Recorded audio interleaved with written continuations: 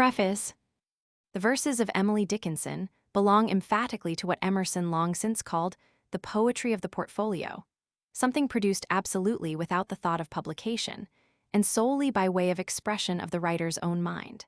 Such verse must inevitably forfeit whatever advantage lies in the discipline of public criticism and the enforced conformity to accepted ways.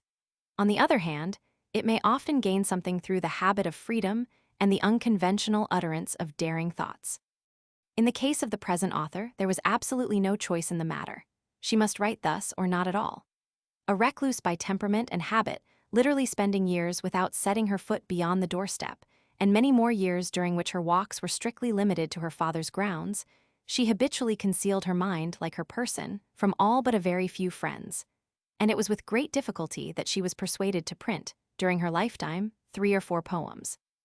Yet she wrote verses in great abundance, and though brought curiously indifferent to all conventional rules, had yet a rigorous literary standard of her own, and often altered a word many times to suit an ear which had its own tenacious fastidiousness.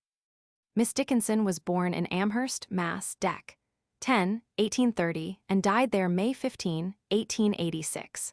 Her father, Hon. Edward Dickinson, was the leading lawyer of Amherst, and was treasurer of the well-known college there situated. It was his custom once a year to hold a large reception at his house, attended by all the families connected with the institution and by the leading people of the town. On these occasions, his daughter Emily emerged from her wonted retirement and did her part as gracious hostess. Nor would anyone have known from her manner, I have been told, that this was not a daily occurrence. The annual occasion once passed, she withdrew again into her seclusion, and except for a very few friends was as invisible to the world as if she had dwelt in a nunnery. For myself, although I had corresponded with her for many years, I saw her but twice face to face, and brought away the impression of something as unique and remote as Undine or Mignon or Thecla. This selection from her poems is published to meet the desire of her personal friends, and especially of her surviving sister. It is believed that the thoughtful reader will find in these pages a quality more suggestive of the poetry of William Blake than of anything to be elsewhere found flashes of wholly original and profound insight into nature and life. Words and phrases exhibiting an extraordinary vividness of descriptive and imaginative power, yet often set in a seemingly whimsical or even rugged frame. They are here published as they were written, with very few and superficial changes, although it is fair to say that the titles have been assigned, almost invariably, by the editors. In many cases, these verses will seem to the reader like poetry torn up by the roots, with rain and dew and earth still clinging to them, giving a freshness and a fragrance not otherwise to be conveyed. In other cases, as in the few poems of shipwreck or of mental conflict, we can only wonder at the gift of vivid imagination by which this recluse woman can delineate, by a few touches, the very crises of physical or mental struggle. And sometimes again, we catch glimpses of a lyric strain sustained perhaps but for a line or two at a time, and making the reader regret its sudden cessation. But the main quality of these poems is that of extraordinary grasp and insight, uttered with an uneven vigor sometimes exasperating, seemingly wayward, but really unsought and inevitable. After all, when a thought takes one's breath away, a lesson on grammar seems an impertinence. As Ruskin wrote in his earlier and better days, no weight nor mass nor beauty of execution can outweigh one grain or fragment of thought. Thomas Wentworth Higginson,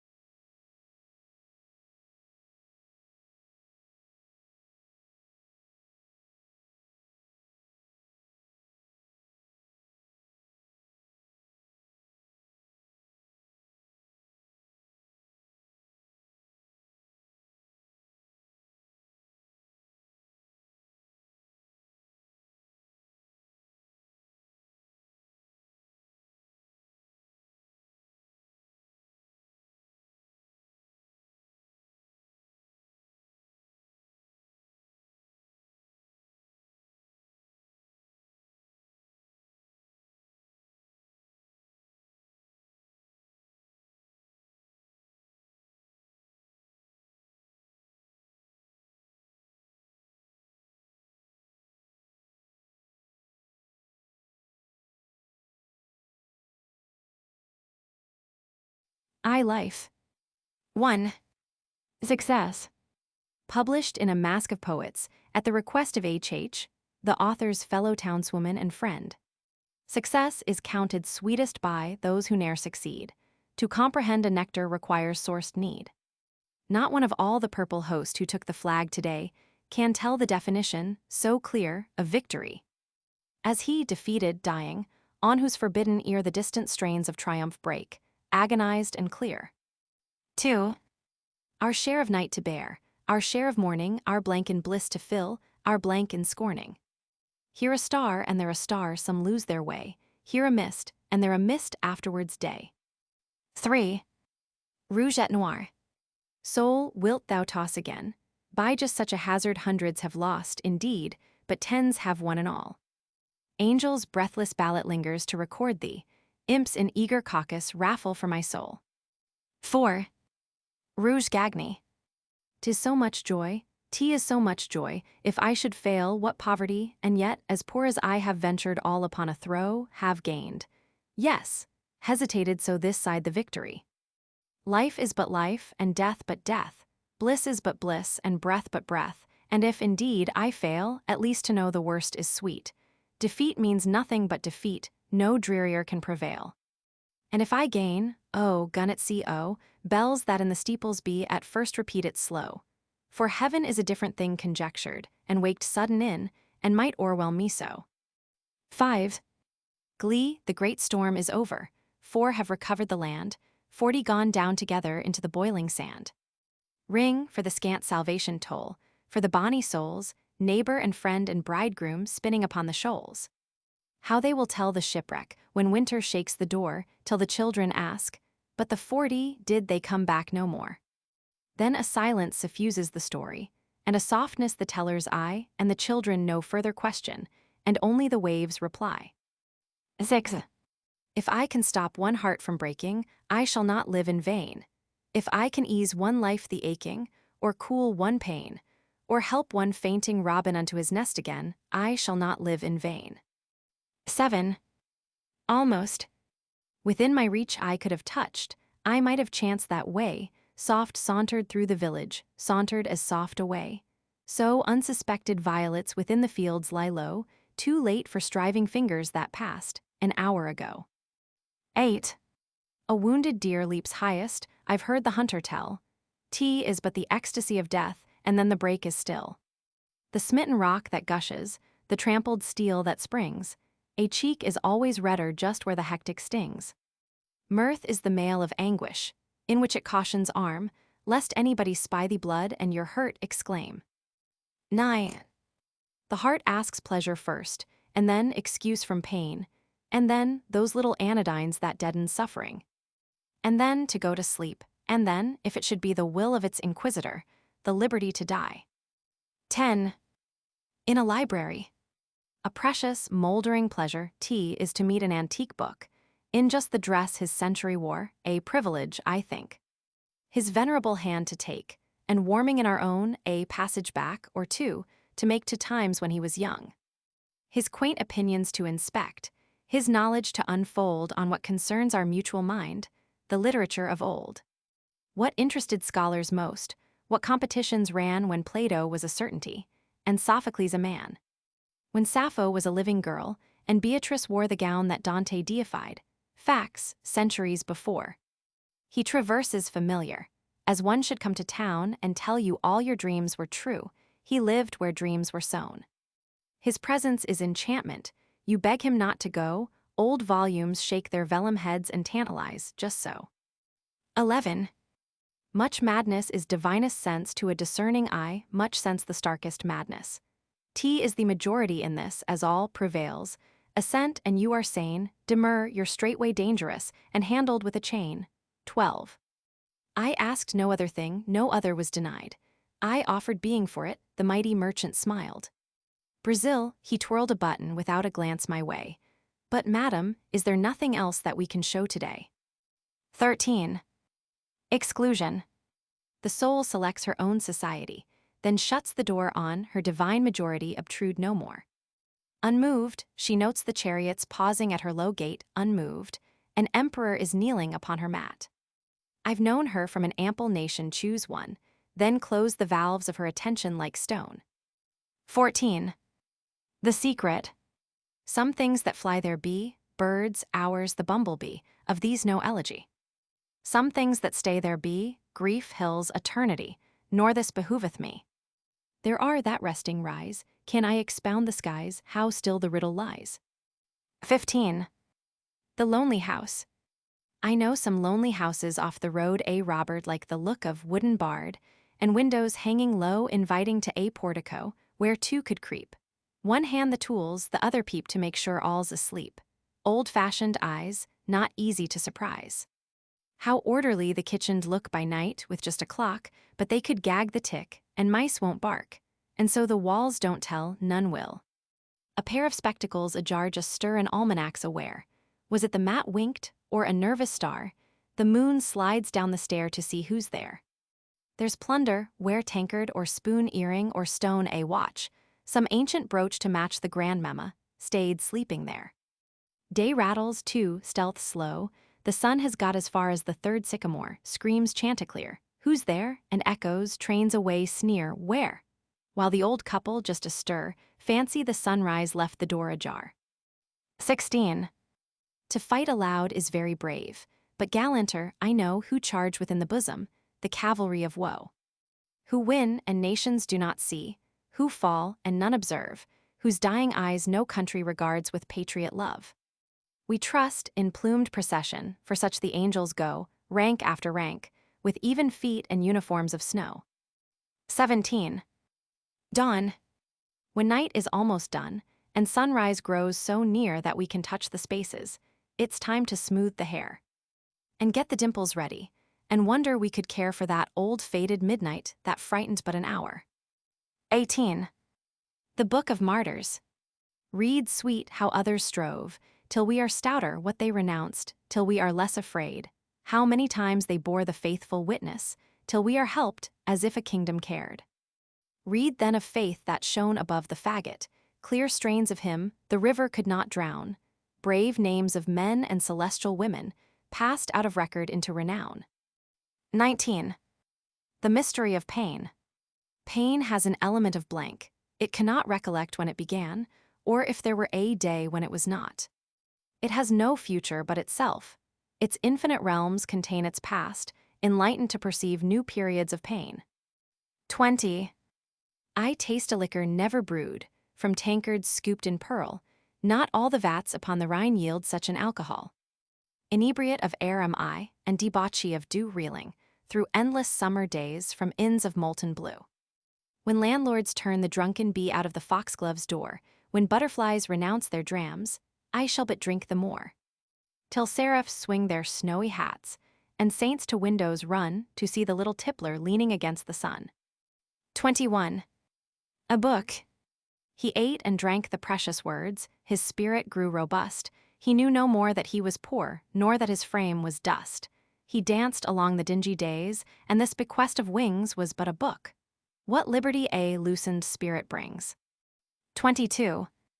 I had no time to hate, because the grave would hinder me, and life was not so ample I could finish enmity. Nor had I time to love, but since some industry must be, the little toil of love, I thought, was large enough for me. 23. Unreturning. 'Twas such a little boat that toddled down the bay. T was such a gallant sea that beckoned it away. 'Was such a greedy wave that licked it from the coast, nor ever guessed the stately sails my little craft was lost. 24. Whether my bark went down at sea, whether she met with gales, whether to isles enchanted she bent her docile sails. By what mystic mooring she is held today, this is the errand of the eye out upon the bay. 25. Belshazzar had a letter.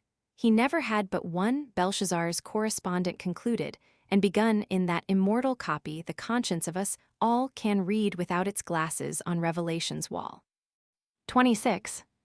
The brain within its groove runs evenly and true, but let a splinter swerve.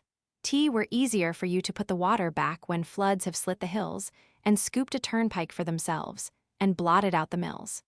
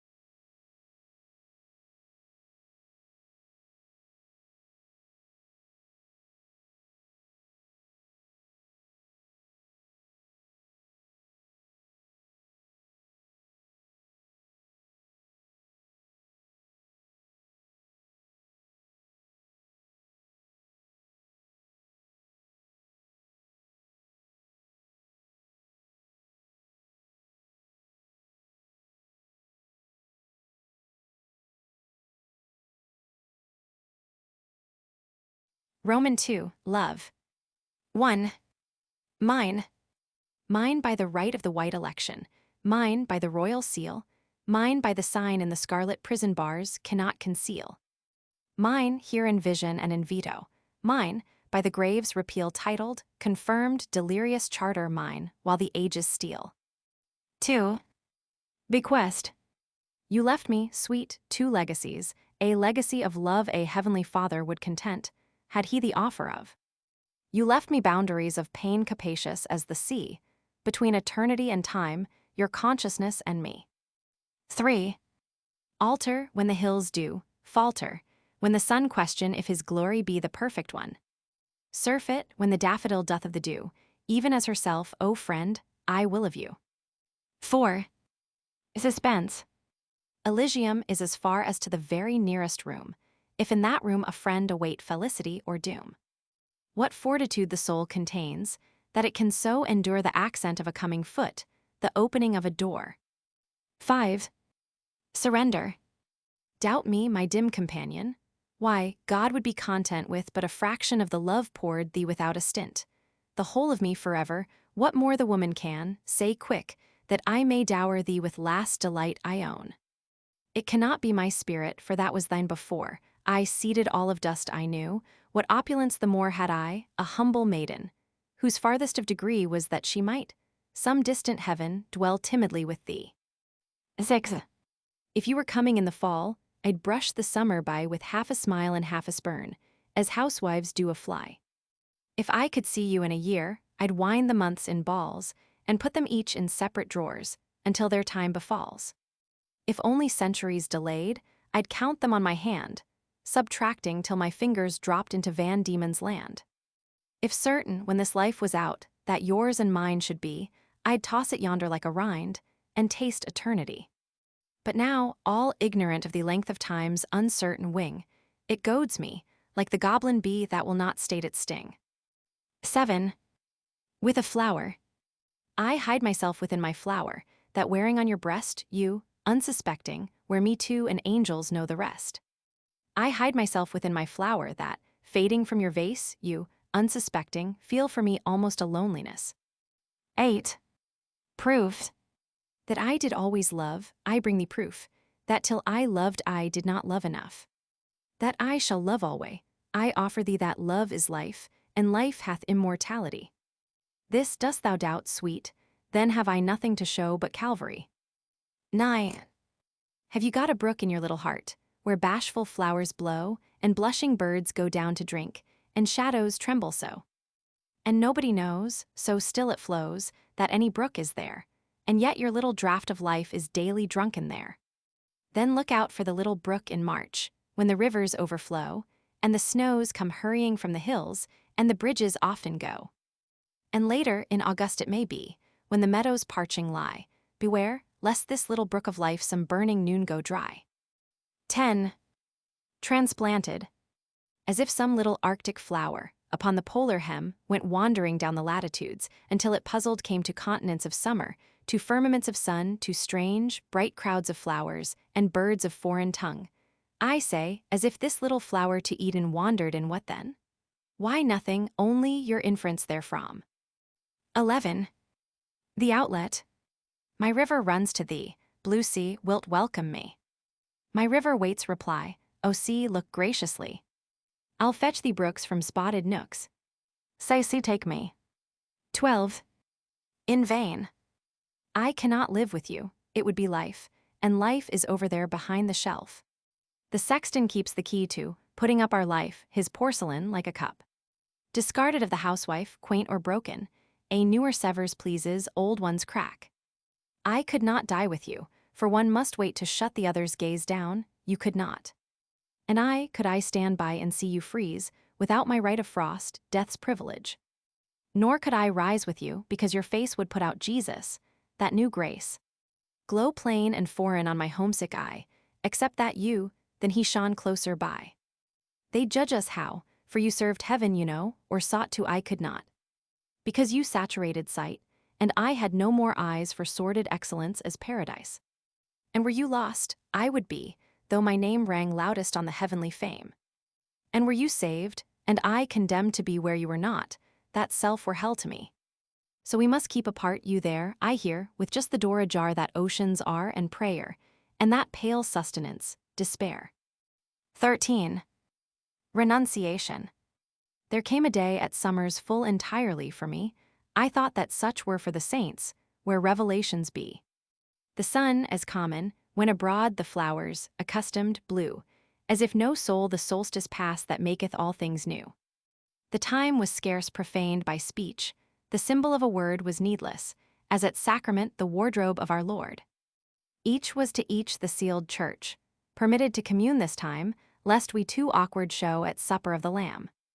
The hours slid fast, as hours will, clutched tight by greedy hands, so faces on two decks look back, bound to opposing lands. And so, when all the time had failed, without external sound, each bound the other's crucifix, we gave no other bond. Sufficient troth that we shall rise deposed, at length, the grave to that new marriage, justified through Calvaries of love. 14. Love's baptism. I'm seated, I've stopped being theirs. The name they dropped upon my face with water, in the country church, is finished using now, and they can put it with my dolls, my childhood, and the string of spools I've finished threading too. Baptized before without the choice, but this time consciously, of grace unto supremest name, called to my full, the crescent dropped, existence's whole arc filled up with one small diadem. My second rank, too small the first, crowned, crowing on my father's breast, a half-unconscious queen but this time, adequate, erect, with will to choose or to reject, and I choose just a throne. 15. Resurrection. 'Twas a long parting, but the time for interview had come, before the judgment seat of God, the last and second time. These fleshless lovers met, a heaven in a gaze, a heaven of heavens, the privilege of one another's eyes. No lifetime set on them, apparelled as the new unborn, except they had beheld, born everlasting now. Was bridal air like this, a paradise, the host, and cherubim and seraphim the most familiar guest? 16. Apocalypse. I'm wife, I've finished that other state, I'm czar, I'm woman now, it's safer so. How odd the girl's life looks behind this soft eclipse. I think that earth seems so to those in heaven now. This being comfort, then that other kind was pain, but why compare, I'm wife? Stop there. 17. The wife. She rose to his requirement, dropped the playthings of her life to take the honorable work of woman and of wife. If aught she missed in her new day of amplitude, or awe or first perspective, or the gold in using wore away. It lay unmentioned, as the sea develops pearl and weed, but only to himself is known the fathoms they abide. 18. Apotheosis. Come slowly, Eden, lips unused to thee bashful, sip thy jasmines as the fainting bee. Reaching late his flower, round her chamber hums, counts his nectars enters, and is lost in balms.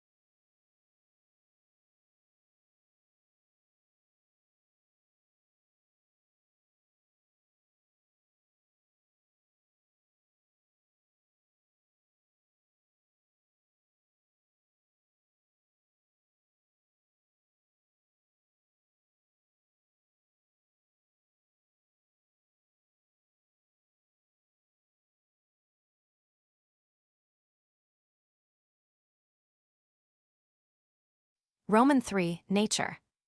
1. New feet within my garden go, new fingers stir the sod. A troubadour upon the elm betrays the solitude. New children play upon the green, new weary sleep below, and still the pensive spring returns, and still the punctual snow. 2. Mayflower. Pink, small, and punctual, aromatic, low covert in April, candid in May. Dear to the moss, known by the knoll, next to the robin in every human soul. Bold little beauty, bedecked with thee, nature forswears antiquity. 3. Why? The murmur of a bee a witchcraft yieldeth me, if any ask me why, were easier to die than tell. The red upon the hill taketh away my will, if anybody sneer, take care, for God is here, that's all. The breaking of the day addeth to my degree, if any ask me how artist, who drew me so, must tell. 4. Perhaps you'd like to buy a flower, but I could never sell, if you would like to borrow until the daffodil unties her yellow bonnet beneath the village door, until the bees, from clover rose their hawk and sherry draw. Why, I will lend until just then, but not an hour more. 5. The pedigree of honey does not concern the bee, a clover, any time, to him is aristocracy. 6. A service of song. Some keep the Sabbath going to church. I keep it staying at home, with a bobolink for a chorister and an orchard for a dome. Some keep the Sabbath in surplice.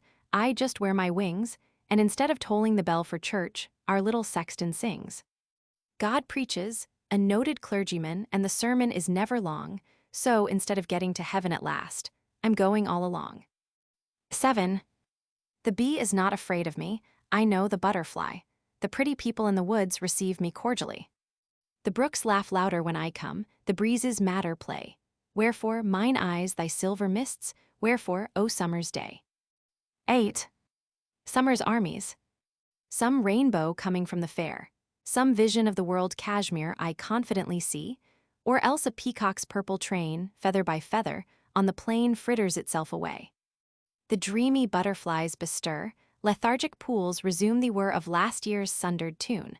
From some old fortress on the sun baronial bees march, one by one, in murmuring platoon. The robins stand as thick today as flakes of snow stood yesterday, on fence and roof and twig. The orchis binds her feather on for her old lover, dawn the sun, revisiting the bog. Without commander, countless still, the regiment of wood and hill in bright detachment stand. Behold, whose multitudes are these, the children of whose turban seas, or what Circassian land? 9. The grass. The grass so little has to do, a sphere of simple green, with only butterflies to brood and bees to entertain. And stir all day to pretty tunes the breezes fetch along, and hold the sunshine in its lap and bow to everything. And thread the dews all night, like pearls, and make itself so fine, a duchess were too common for such a noticing. And even when it dies, to pass in odor so divine, as lowly spices gone to sleep, or amulets of pine. And then to dwell in sovereign barns, and dream the days away, the grass so little has to do, I wish I were the hay. 10. A little road not made of man, enabled of the eye, accessible to thill of bee, or cart of butterfly. If town it have beyond itself, is that I cannot say, I only sigh, no vehicle bears me along that way. 11. Summer shower. A drop fell on the apple tree, another on the roof. Half a dozen kissed the eaves and made the gables laugh. A few went out to help the brook, that went to help the sea. Myself conjectured, were they pearls, what necklaces could be. The dust replaced in hoisted roads, the birds' jocos are sung, the sunshine threw his hat away, the orchard spangles hung. The breezes brought dejected lutes and bathed them in the glee. The east put out a single flag and signed the fate away. 12. Psalm of the day. A something in a summer's day as slow her flambeaux burn away, which solemnizes me. A something in a summer's noon, an azure depth, a wordless tune transcending ecstasy. And still within a summer's night, a something so transporting bright, I clap my hands to see. Then veil my too inspecting face, lest such a subtle, shimmering grace flutter too far for me. The wizard fingers never rest, the purple brook within the breast still chafes its narrow bed. Still rears the east her amber flag, guides still the sun along the crag, his caravan of red. Like flowers that heard the tale of dews, but never deemed the dripping prize awaited their low brows. Or bees, that thought the summer's name some rumor of delirium, no summer could for them. Or Arctic creature, dimly stirred by tropic hint, some traveled bird imported to the wood. Or wind's bright signal to the ear making that homely and severe, contented, known before. The heaven unexpected came, to lives that thought their worshipping a too presumptuous psalm. 13. The sea of sunset. This is the land the sunset washes, these are the banks of the yellow sea, where it rose, or whither it rushes, these are the western mystery. Night after night her purple traffic strews the landing with opal bales, merchantmen poise upon horizons, dip, and vanish with fairy sails. 14. Purple clover. There is a flower that bees prefer, and butterflies desire. To gain the purple democrat the hummingbirds aspire. And whatsoever insect pass a honey bears away proportion to his several dearth, and her capacity. Her face is rounder than the moon, and ruddier than the gown of orchis in the pasture, or rhododendron worn. She doth not wait for June. Before the world is green her sturdy little countenance against the wind is seen. Contending with the grass, near kinsman to herself, for privilege of sod and sun, sweet litigants for life. And when the hills are full, and newer fashions blow, doth not retract a single spice for pang of jealousy. Her public is the noon, her providence the sun, her progress by the bee proclaimed in sovereign, swerveless tune. The bravest of the host, surrendering the last, nor even of defeat aware when cancelled by the frost. 15. The bee.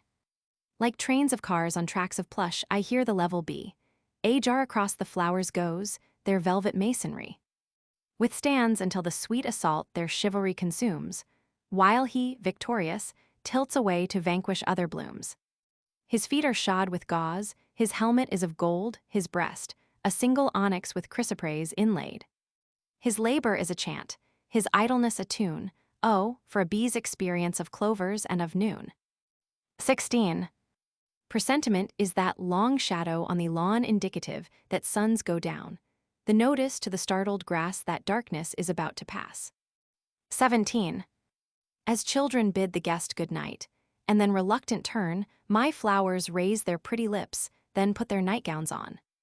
As children caper when they wake, merry that it is morn, my flowers from 100 cribs will peep and prance again. 18. Angels in the early morning may be seen the dews among, stooping, plucking, smiling, flying, do the buds to them belong. Angels when the sun is hottest may be seen the sands among, stooping, plucking, sighing, flying, parch the flowers they bear along. 19. So bashful when I spied her, so pretty, so ashamed, so hidden in her leaflets, lest anybody find. So breathless till I passed her, so helpless when I turned and bore her, struggling, blushing, her simple haunts beyond. For whom I robbed the dingle, for whom betrayed the dell, many will doubtless ask me, but I shall never tell. 20. Two worlds. It makes no difference abroad, the seasons fit the same, the mornings blossom into noons and split their pods of flame. Wildflowers kindle in the woods, the brooks brag all the day, no blackbird baits his jargoning for passing Calvary. Autodafy and judgment are nothing to the bee, his separation from his rose to him seems misery. 21. The mountain. The mountain sat upon the plain in his eternal chair, his observation omnifold, his inquest everywhere. The seasons prayed around his knees, like children round a sire. Grandfather of the days is he, of dawn the ancestor. 22. A day. I'll tell you how the sun rose, a ribbon at a time. The steeples swam in amethyst, the news like squirrels ran. The hills untied their bonnets, the bobolinks begun. Then I said softly to myself, that must have been the sun. But how he set, I know not. There seemed a purple stile, which little yellow boys and girls were climbing all the while. Till when they reached the other side, a dominie in gray put gently up the evening bars, and led the flock away. 23. The butterfly's assumption gown, in chrysoprase apartments hung, this afternoon put on. How condescending to descend, and be of buttercups the friend in a New England town. 24. The wind. Of all the sounds dispatched abroad, there's not a charge to me like that old measure in the boughs, that phraseless melody. The wind does, working like a hand whose fingers brush the sky, then quiver down, with tufts of tune-permitted gods and me. When winds go round and round in bands, and thrum upon the door, and birds take places overhead, to bear them orchestra. I crave him grace of summer boughs, if such an outcast be, he never heard that fleshless chant rise solemn in the tree. As if some caravan of sound on deserts, in the sky had broken rank, then knit, and passed in seamless company. 25. Death and life. Apparently with no surprise to any happy flower, the frost beheads it at its play in accidental power.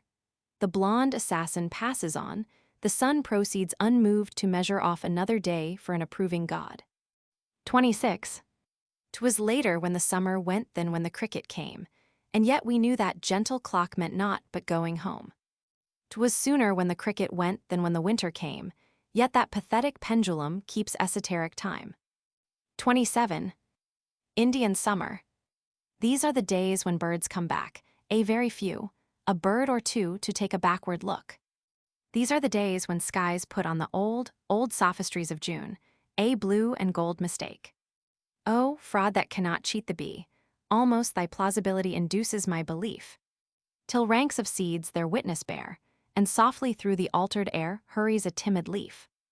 Oh, sacrament of summer days, oh, last communion in the haze, permit a child to join. Thy sacred emblems to partake, thy consecrated bread to break, taste thine immortal wine. 28. Autumn. The morns are meeker than they were, the nuts are getting brown, the berry's cheek is plumper, the rose is out of town.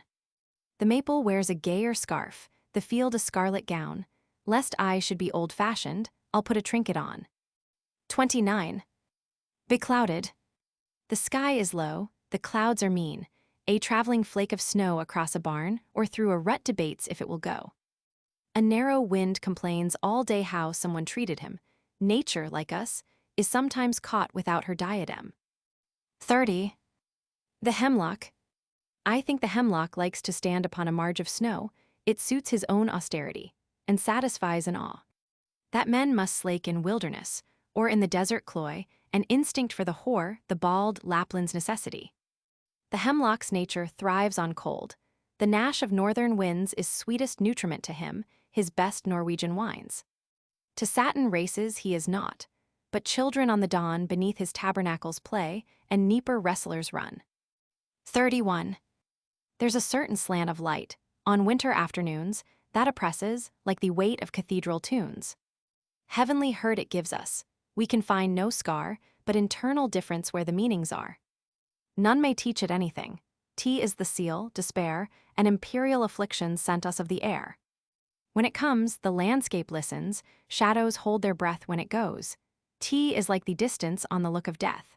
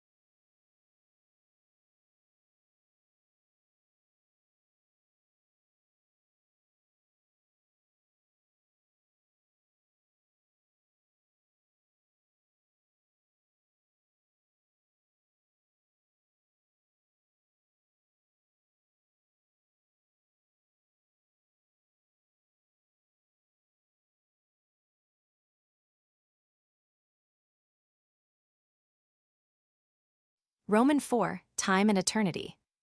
1. One dignity delays for all, one mitred afternoon. None can avoid this purple, none evade this crown. Coached ensures, and footmen, chamber and state and throng, bells also in the village, as we ride grand along. What dignified attendance, what service when we pause, how loyally at parting their 100 hats they raise. How pomp surpassing ermine, when simple you and I present our meek escutcheon, and claim the rank to die. 2. Too late. Delayed till she had ceased to know, delayed till in its vest of snow her loving bosom lay. An hour behind the fleeting breath, later by just an hour than death, oh, lagging yesterday. Could she have guessed that it would be, could but a crier of the glee have climbed the distant hill, had not the bliss so slow a pace, who knows but this surrendered face were undefeated still. Oh, if there may departing be any forgot by victory in her imperial round, show them this meek apparelled thing, that could not stop to be a king, doubtful if it be crowned. 3. Castra. Departed to the judgment, a mighty afternoon, great clouds like ushers leaning, creation looking on. The flesh surrendered, cancelled, the bodiless begun 2 worlds like audiences disperse and leave the soul alone. 4. Safe in their alabaster chambers, untouched by morning and untouched by noon, sleep the meek members of the resurrection, rafter of satin and roof of stone. Light laughs the breeze in her castle of sunshine, babbles the bee in a stolid ear, pipe the sweet birds in ignorant cadence.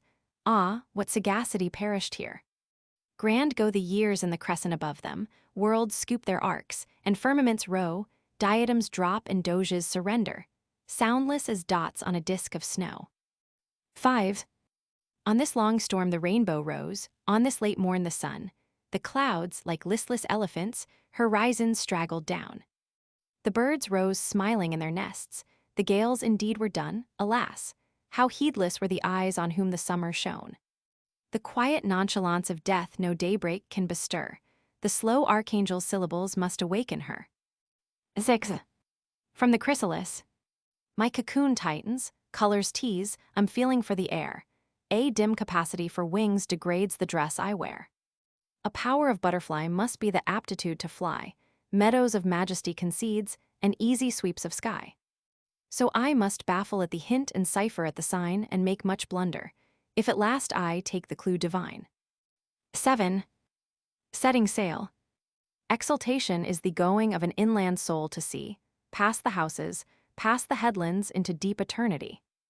Bred as we, among the mountains, can the sailor understand the divine intoxication of the first league out from land? 8. Look back on time with kindly eyes, he doubtless did his best. How softly sinks his trembling sun in human nature's west. 9. A train went through a burial gate. A bird broke forth and sang, and trilled and quivered, and shook his throat till all the churchyard rang. And then adjusted his little notes, and bowed and sang again. Doubtless, he thought it meet of him to say goodbye to men. 10. I died for beauty, but was scarce adjusted in the tomb, when one who died for truth was lain in an adjoining room. He questioned softly why I failed. For beauty, I replied, and I for truth, the two are one, we brethren are, he said. And so, as kinsmen met a night, we talked between the rooms, until the moss had reached our lips and covered up our names. 11. Troubled about many things. How many times these low feet staggered, only the soldered mouth can tell. Try. Can you stir the awful rivet? Try. Can you lift the hasps of steel? Stroke the cool forehead, hot so often lift, if you can, the listless hair. Handle the adamantine fingers never a thimble more shall wear. Buzz the dull flies on the chamber window, brave shines the sun through the freckled pane. Fearless, the cobweb swings from the ceiling indolent housewife, in Daisy's lane. 12. Real. I like a look of agony because I know it's true. Men do not sham convulsion, nor simulate a throe. The eyes glaze once, and that is death. Impossible to feign the beads upon the forehead by homely anguish strung. 13. The funeral. That short, potential stir that each can make, but once, that bustle so illustrious tea is almost consequence. Is the eclat of death. Oh, thou unknown renown that not a beggar would accept, had he the power to spurn. 14. I went to thank her, but she slept, her bed a funneled stone with nosegays at the head and foot, that travelers had thrown. Who went to thank her, but she slept. Tea was short to cross the sea to look upon her like alive, but turning back, tea was slow. 15. I've seen a dying eye run round and round a room in search of something, as it seemed, then cloudier become, and then obscure with fog, and then be soldered down without disclosing what it be, T were blessed to have seen. 16. Refuge. The clouds their backs together laid, the north begun to push, the forests galloped till they fell, the lightning skipped like mice, the thunder crumbled like a stuff how good to be safe in tombs, where nature's temper cannot reach, nor vengeance ever comes. 17. I never saw a moor, I never saw the sea, yet know I how the heather looks, and what a wave must be. I never spoke with God, nor visited in heaven, yet certain am I of the spot as if the chart were given. 18. Playmates. God permits industrious angels afternoons to play. I met one, forgot my schoolmates all for him straightway. God calls home the angels promptly at the setting sun, I missed mine. How dreary marbles, after playing crown. 19. To know just how he suffered would be dear to know, if any human eyes were near, to whom he could entrust his wavering gaze, until it settled firm on paradise. To know if he was patient, part content, was dying as he thought, or different, was it a pleasant day to die, and did the sunshine face his way? What was his furthest mind, of home, or God, or what the distant say at news that he ceased human nature on such a day? And wishes, had he any, just his sigh, accented, had been legible to me, and was he confident until ill fluttered out in everlasting well? And if he spoke, what name was best, what first, what one broke off with at the drowsiest? Was he afraid, or tranquil? Might he know how conscious consciousness could grow till love that was, and love too blessed to be, meet and the junction be eternity? 20. The last night that she lived, it was a common night, except the dying. This to us made nature different. We noticed smallest things, things overlooked before, by this great light upon our minds italicized, as T were. That others could exist while she must finish quite, a jealousy for her arose, so nearly infinite. We waited while she passed, it was a narrow time, too jostled were our souls to speak, at length the notice came. She mentioned and forgot, then lightly as a reed bent to the water, shivered scarce, consented, and was dead. And we placed the hair and drew the head erect, and then an awful leisure was, our faith to regulate. 21. The first lesson. Not in this world to see his face sounds long, until I read the place where this is said to be, but just the primer to a life unopened, rare, upon the shelf, clasped yet to him and me. And yet my primer suits me, so I would not choose a book to know than that, be sweeter wise, might someone else so learned be, and leave me just my ABC, himself could have the skies. 22. The bustle in a house the morning after death is solemnest of industries enacted upon earth. The sweeping up the heart, and putting love away we shall not want to use again until eternity. 23. I reason earth is short, and anguish absolute and many hurt, but what of that? I reason we could die, the best vitality cannot excel decay, but what of that? I reason that in heaven somehow, it will be even, some new equation given, but what of that? 24. Afraid, of whom am I afraid? Not death, for who is he, the porter of my father's lodge as much abasheth me? Of life, T were odd I fear, a thing that comprehendeth me in one or more existences at deity's decree. Of resurrection, is the east afraid to trust the morn with her fastidious forehead, as soon impeach my crown? 25. Dying. The sun kept setting, setting still. No hue of afternoon upon the village I perceived, from house to house was noon. The dusk kept dropping, dropping still, no dew upon the grass, but only on my forehead stopped, and wandered in my face. My feet kept drowsing, drowsing still, my fingers were awake, yet why so little sound myself unto my seeming make?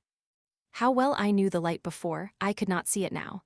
T is dying, I am doing, but I'm not afraid to know. 26. Two swimmers wrestled on the spar until the morning sun, when one turned smiling to the land. O God, the other one. The stray ships passing spied a face upon the waters borne, with eyes in death still begging raised, and hands beseeching thrown.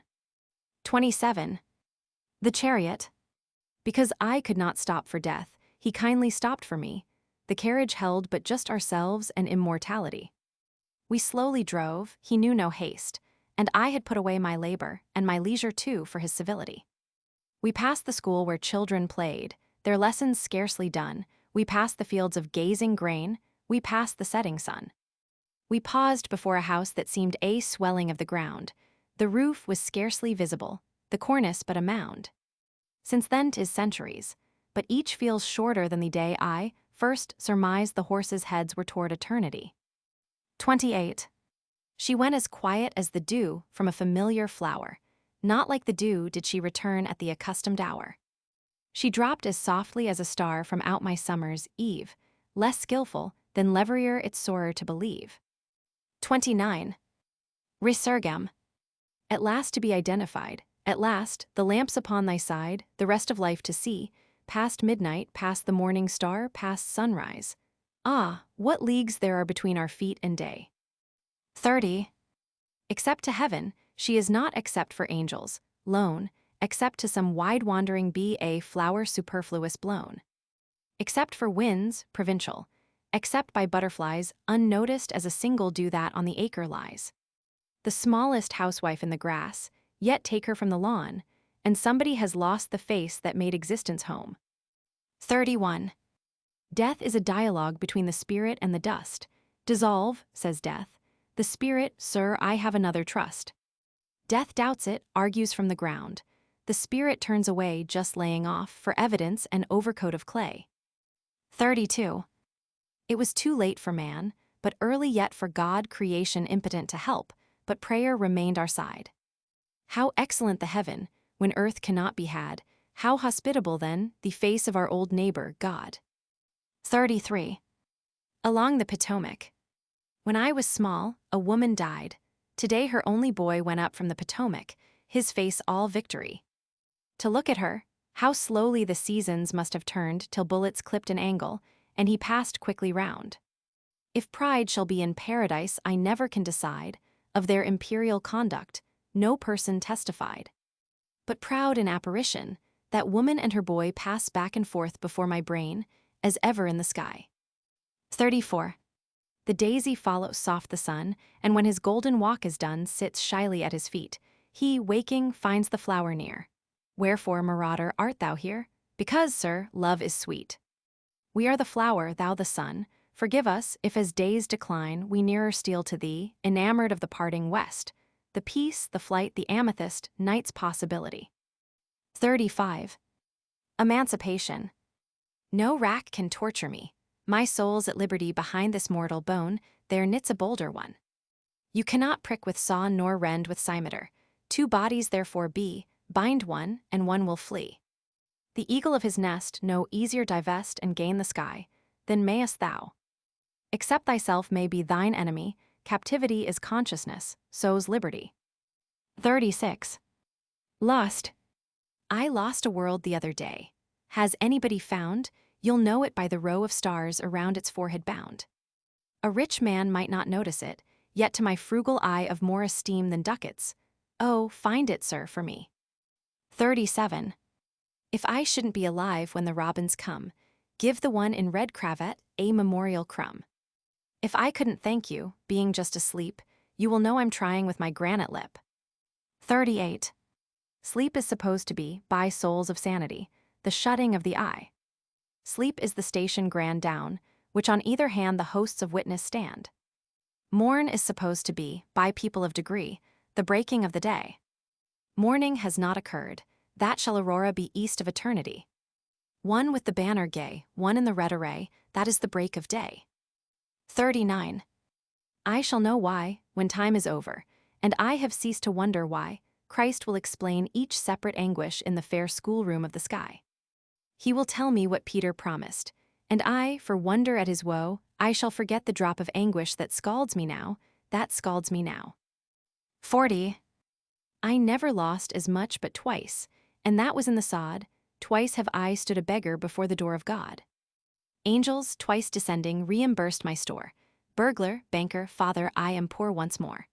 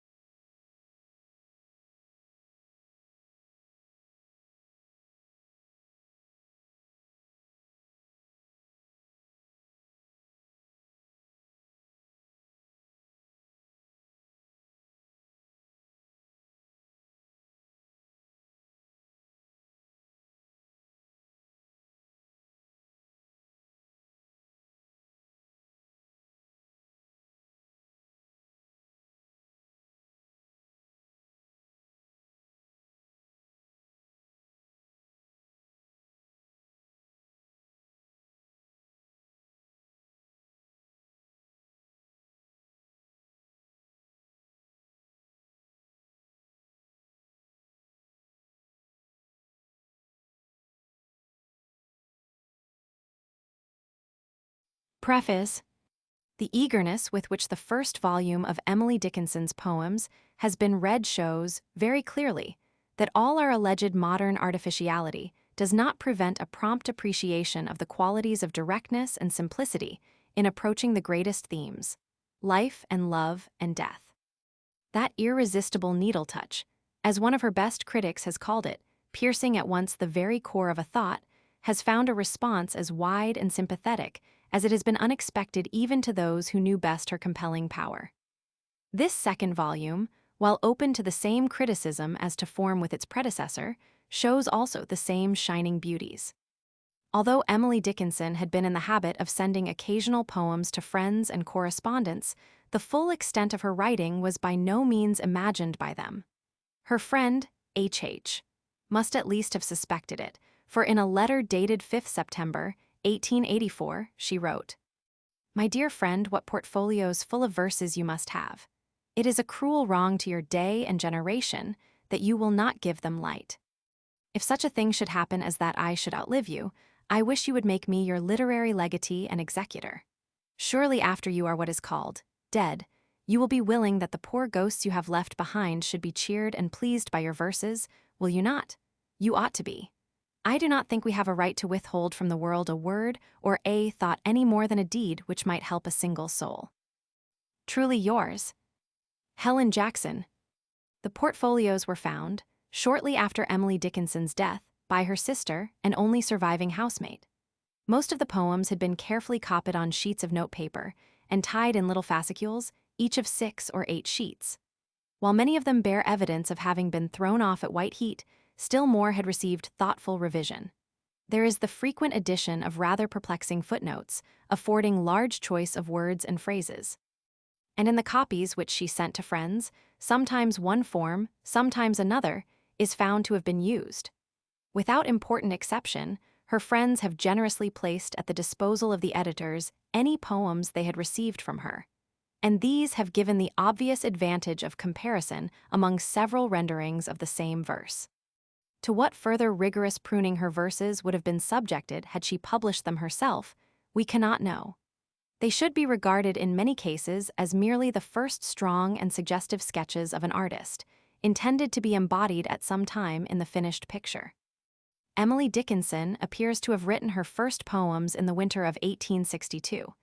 In a letter to one of the present editors the April following, she says, "I made no verse, but 1 or 2, until this winter." The handwriting was at first somewhat like the delicate, running Italian hand of our elder gentlewomen. But as she advanced in breadth of thought, it grew bolder and more abrupt, until in her latest years each letter stood distinct and separate from its fellows. In most of her poems, particularly the later ones, everything by way of punctuation was discarded, except numerous dashes, and all important words began with capitals. The effect of a page of her more recent manuscript is exceedingly quaint and strong. The facsimile given in the present volume is from one of the earlier transition periods. Although there is nowhere a date, the handwriting makes it possible to arrange the poems with general chronologic accuracy. As a rule, the verses were without titles, but A Country Burial, A Thunderstorm, The Hummingbird, and a few others were named by their author, frequently at the end, sometimes only in the accompanying note if sent to a friend. The variation of readings, with the fact that she often wrote in pencil and not always clearly, have at times thrown a good deal of responsibility upon her editors. But all interference not absolutely inevitable has been avoided. The very roughness of her rendering is part of herself, and not lightly to be touched, for it seems in many cases that she intentionally avoided the smoother and more usual rhymes. Like Impressionist pictures or Wagner's rugged music, the very absence of conventional form challenges attention. In Emily Dickinson's exacting hands, the especial, intrinsic fitness of a particular order of words might not be sacrificed to anything virtually extrinsic, and her verses all show a strange cadence of inner rhythmical music. Lines are always daringly constructed, and the thought rhyme appears frequently appealing, indeed, to an unrecognized sense more elusive than hearing. Emily Dickinson scrutinized everything with clear-eyed frankness. Every subject was proper ground for legitimate study, even the somber facts of death and burial and the unknown life beyond. She touches these themes sometimes lightly, sometimes almost humorously, more often with weird and peculiar power, but she is never by any chance frivolous or trivial. And while, as one critic has said, she may exhibit toward God an Emersonian self-possession, it was because she looked upon all life with a candor as unprejudiced as it is rare. She had tried society and the world and found them lacking. She was not an invalid, and she lived in seclusion from no love disappointment. Her life was the normal blossoming of a nature introspective to a high degree, whose best thought could not exist in pretense. Storm, wind, the wild March sky, sunsets and dawns, the birds and bees, butterflies and flowers of her garden, with a few trusted human friends, were sufficient companionship. The coming of the first robin was a jubilee beyond crowning of monarch or birthday of pope, the first red leaf hurrying through the altered air, an epoch. Immortality was close about her, and while never morbid or melancholy, she lived in its presence. Mabel Loomis Todd. Amherst, Massachusetts, August, I 891. My nosegays are for captives, dim, long expectant eyes, fingers denied the plucking, patient till paradise. To such, if they should whisper of morning and the moor, they bear no other errand, and I no other prayer.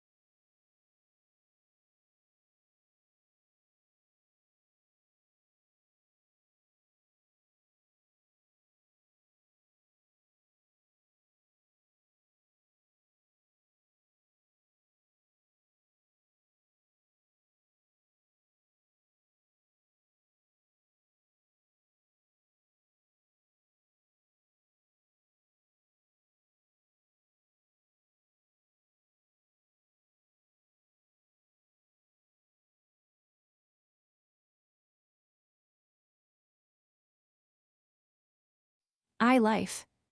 1. I'm nobody. Who are you? Are you nobody too? Then there's a pair of us don't tell. They'd banish us, you know. How dreary to be somebody. How public. Like a frog to tell your name the livelong day to an admiring bog. 2. I bring an unaccustomed wine to lips long parching, next to mine, and summon them to drink. Crackling with fever, they essay.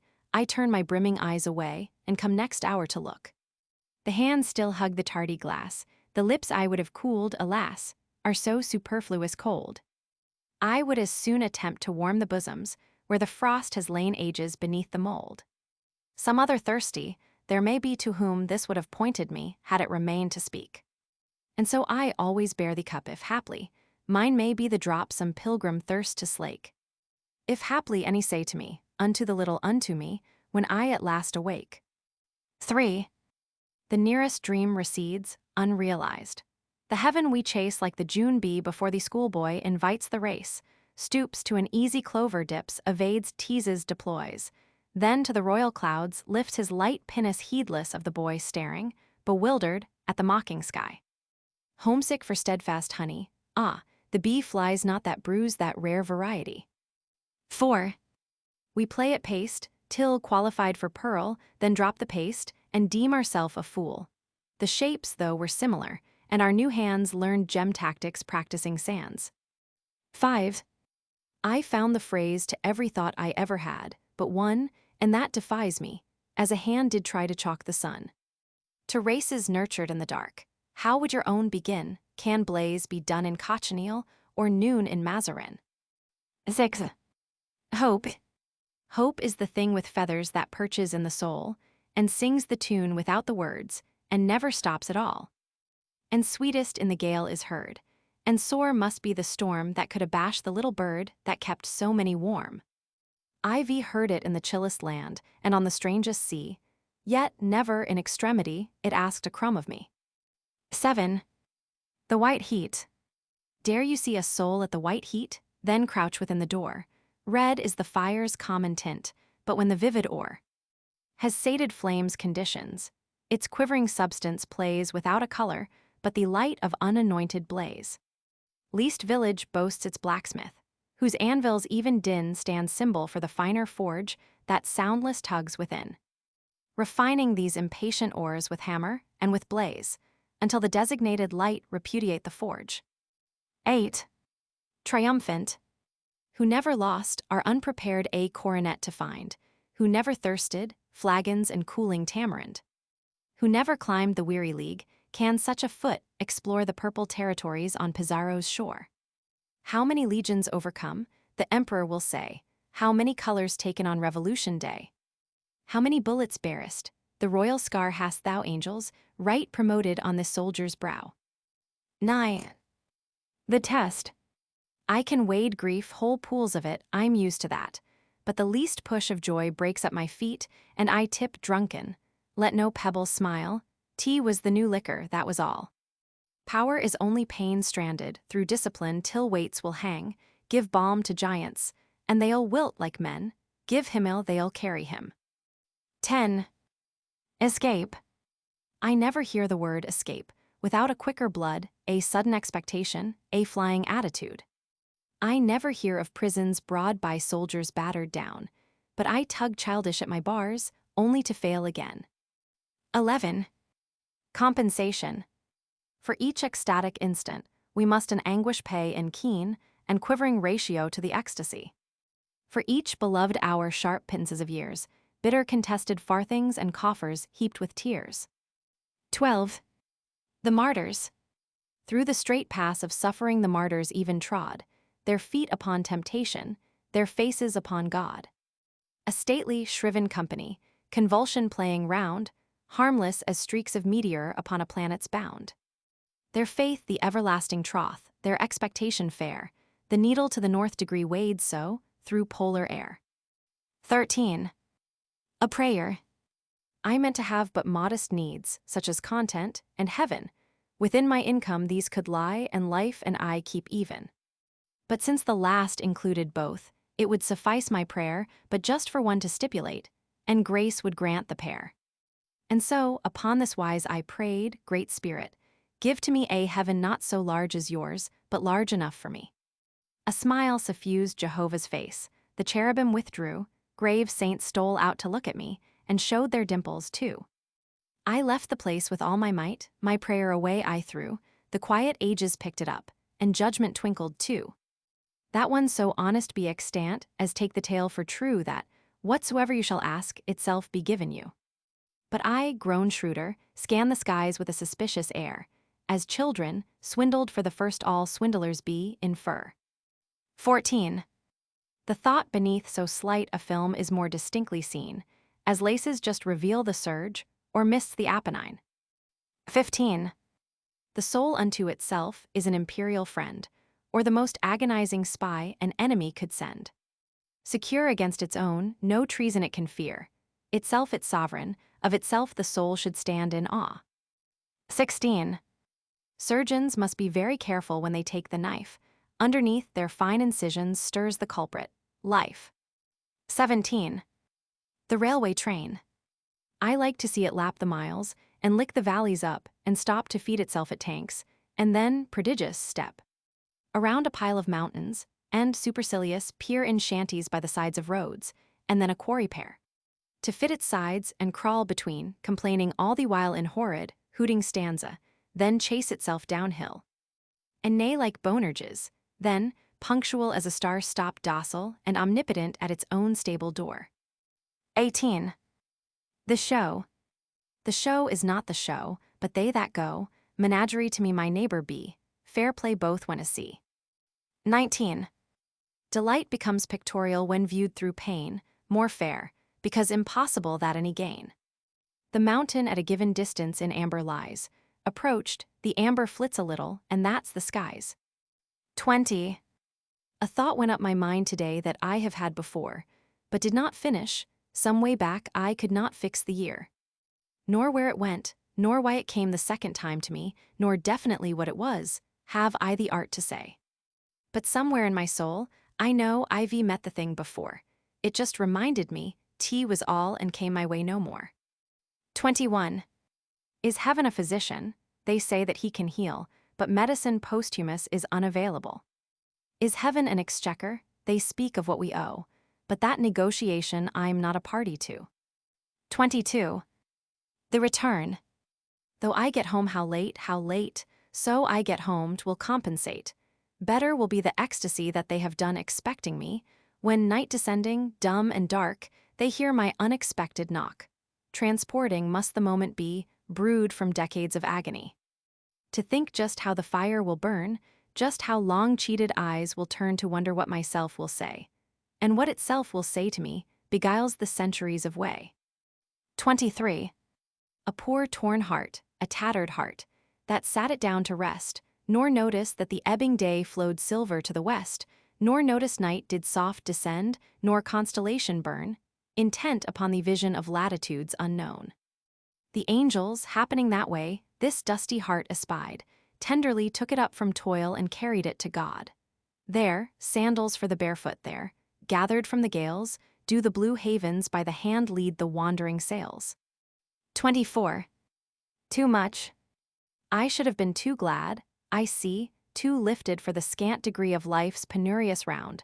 My little circuit would have shamed this new circumference, have blamed the homelier time behind. I should have been too saved, I see, too rescued. Fear too dim to me that I could spell the prayer I knew so perfect yesterday, that scalding one, Sabachthani, recited fluent here. Earth would have been too much, I see, and heaven not enough for me. I should have had the joy without the fear to justify, the palm without the Calvary. So, Savior, crucify. Defeat whets victory, they say, the reefs in old Gethsemane endear the shore beyond. Tea is beggars' banquets best define.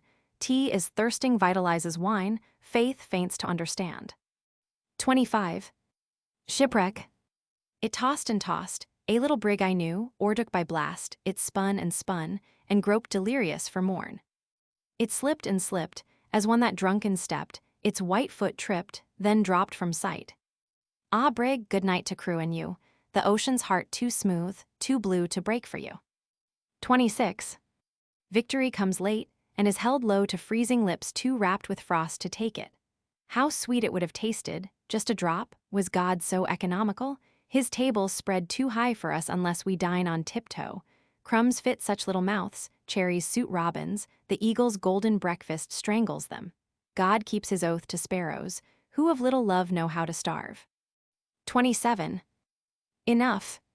God gave a loaf to every bird, but just a crumb to me. I dare not eat it, though I starve, my poignant luxury to own it, touch it, prove the feat that made the pellet mine, too happy in my sparrow chance for ampler coveting. It might be famine all around, I could not miss an ear, such plenty smiles upon my board, my garner shows so fair. I wonder how the rich may feel, an Indiaman an earl, I deem that I with but a crumb am sovereign of them all. 28. Experiment to me is every one I meet, if it contain a kernel, the figure of a nut.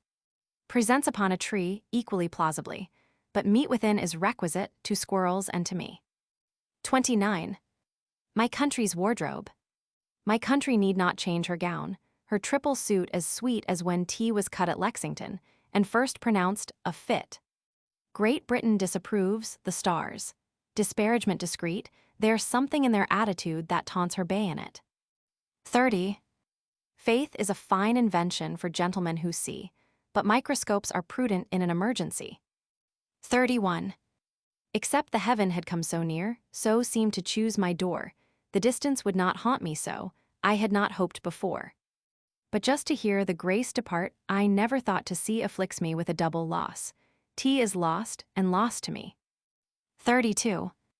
Portraits are to daily faces as an evening west, to a fine, pedantic sunshine in a satin vest. 33. The duel. I took my power in my hand, and went against the world. Tea was not so much as David had, but I was twice as bold. I aimed my pebble, but myself was all the one that fell. Was it Goliath was too large, or only I too small? 34. A shady friend for torrid days is easier to find than one of higher temperature for frigid hour of mind. The vein a little to the east scares muslin soles away, if broadcloth breasts are firmer than those of organdy. Who is to blame? The weaver, the bewildering thread, the tapestries of paradise so notelessly are made. 35. The goal. Each life converges to some center expressed or still, exists in every human nature a goal. Admitted scarcely to itself, it may be too fair for credibility's temerity to dare. Adored with caution, as a brittle heaven to reach were hopeless as the rainbow's raiment to touch. Yet persevered toward, surer for the distance, how high unto the saint's slow diligence the sky. Ungained, it may be, by a life-slow venture, but then eternity enables the endeavoring again. 36. Sight. Before I got my eye put out, I liked as well to see as other creatures that have eyes and know no other way. But were it told to me today that I might have the sky for mine, I tell you that my heart would split for size of me. The meadows mine, the mountains mine, all forests, stintless stars, as much of noon as I could take between my finite eyes. The motions of the dipping birds, the lightning's jointed road, for mine to look at when I liked, the news would strike me dead. So safer guess, with just my soul upon the window pane where other creatures put their eyes, incautious of the sun. 37. Talk with prudence to a beggar of Potosi and the mines, reverently to the hungry of your viands and your wines. Cautious, hint to any captive you have passed enfranchised feet, anecdotes of air and dungeons, have sometimes proved deadly sweet. 38. The preacher. He preached upon breadth, till it argued him narrow, the broad are too broad to define, and of truth, until it proclaimed him a liar, the truth never flaunted a sign. Simplicity fled from his counterfeit presence, as gold the pyrites would shun. What confusion would cover the innocent Jesus to meet so enabled a man? 39. Good night, which put the candle out, a jealous zephyr, not a doubt. Friend, you little knew how long at that celestial wick the angels labored diligent, extinguished now for you. It might have been the lighthouse spark some sailor, rowing in the dark, had importuned to see. It might have been the waning lamp that lit the drummer from the camp to purer reveille. 40. When I hoped I feared, since I hoped I dared, everywhere alone as a church remains spectre cannot harm, serpent cannot charm, he deposes doom, who hath suffered him. 41. Deed. A deed knocks first at thought, and then it knocks at will. That is the manufacturing spot, and will at home and well. It then goes out and act, or is entombed so still that only to the ear of God its doom is audible. 42. Time's lesson. Mine enemy is growing old, I have at last reven, the palate of the hate departs, if any would avenge. Let him be quick, the viand flits, it is a fated meat, anger as soon as fed is dead, tea is starving makes it fat. 43. Remorse.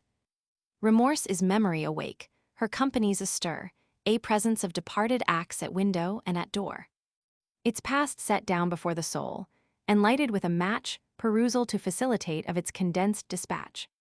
Remorse is cureless, the disease not even God can heal, for 'tis his institution, the complement of hell.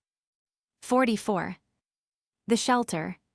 The body grows outside, the more convenient way, that if the spirit like to hide, its temple stands alway.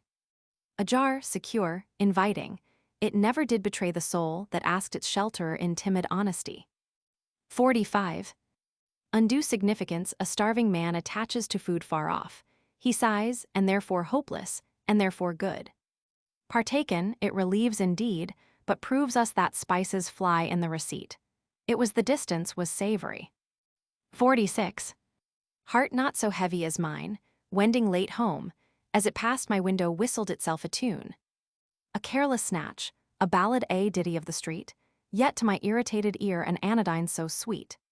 It was as if a bobolink, sauntering this way, caroled and mused and caroled, then bubbled slow away. It was as if a chirping brook upon a toilsome way set bleeding feet to minuets without the knowing why. Tomorrow night will come again, weary perhaps and sore. Bugle by my window, I pray you stroll once more. 47. I many times thought peace had come, when peace was far away, as wrecked men deem they sight the land at center of the sea. And struggle slacker, but to prove, as hopelessly as I, how many the fictitious shores before the harbor lie. 48. Unto my book so good to turn far ends of tired days, it half endears the abstinence, and pain is missed in praise. As flavors cheer retarded guests with banquetings to be, so spices stimulate the time till my small library. It may be wilderness without, far feet of failing men, but holiday excludes the night, and it is bells within. I thank these kinsmen of the shelf, their countenances bland enamor in perspective, and satisfy obtained. 49. This merit hath the worst, it cannot be again, when fate hath taunted last and thrown her furthest stone. The maimed may pause and breathe, and glance securely round. The deer invites no longer than it eludes the hound. 50. Hunger. I had been hungry all the years. My noon had come, to dine, I, trembling, drew the table near, and touched the curious wine. 'Twas this on tables I had seen, when turning, hungry, lone, I looked in windows, for the wealth I could not hope to own. I did not know the ample bread. Tea was so unlike the crumb the birds and I had often shared in nature's dining room.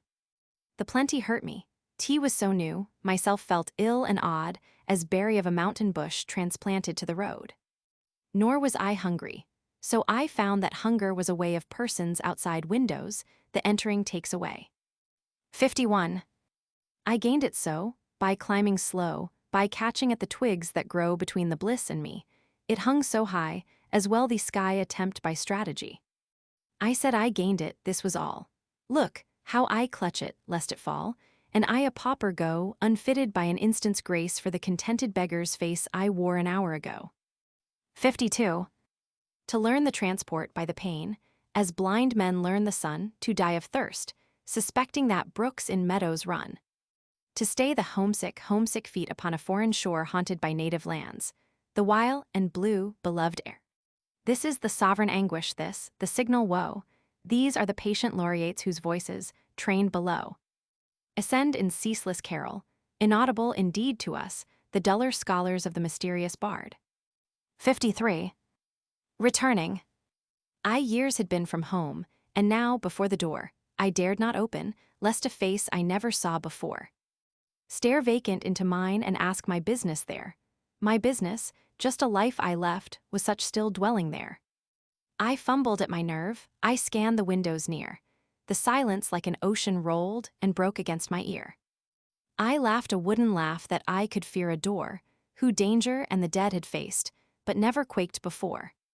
I fitted to the latch my hand, with trembling care, lest back the awful door should spring and leave me standing there. I moved my fingers off as cautiously as glass, and held my ears, and like a thief fled gasping from the house. 54. Prayer. Prayer is the little implement through which men reach where presence is denied them. They fling their speech by means of it in God's ear. If then he hear, this sums the apparatus comprised in prayer. 55. I know that he exists somewhere, in silence. He has hid his rare life from our gross eyes. 'Tis an instant's play, tea is a fond ambush, just to make bliss earn her own surprise. But should the play prove piercing earnest, should the glee glaze in death stiff stare, would not the fun look too expensive, would not the jest have crawled too far? 56. Melodies unheard. Musicians wrestle everywhere. All day, among the crowded air, I hear the silver strife. And waking long before the dawn such transport breaks upon the town, I think it that new life. It is not bird, it has no nest, nor band in brass and scarlet dressed, nor tambourine, nor man. It is not hymn from pulpit reed, the morning stars the treble led on time's first afternoon. Some say it is the spheres at play, some say that bright majority of vanished dames and men, some think it service in the place where we, with late, celestial face, please God, shall ascertain. 57.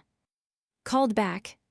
Just lost when I was saved, just felt the world go by, just girt me for the onset with eternity, when breath blew back, and on the other side I heard recede the disappointed tide.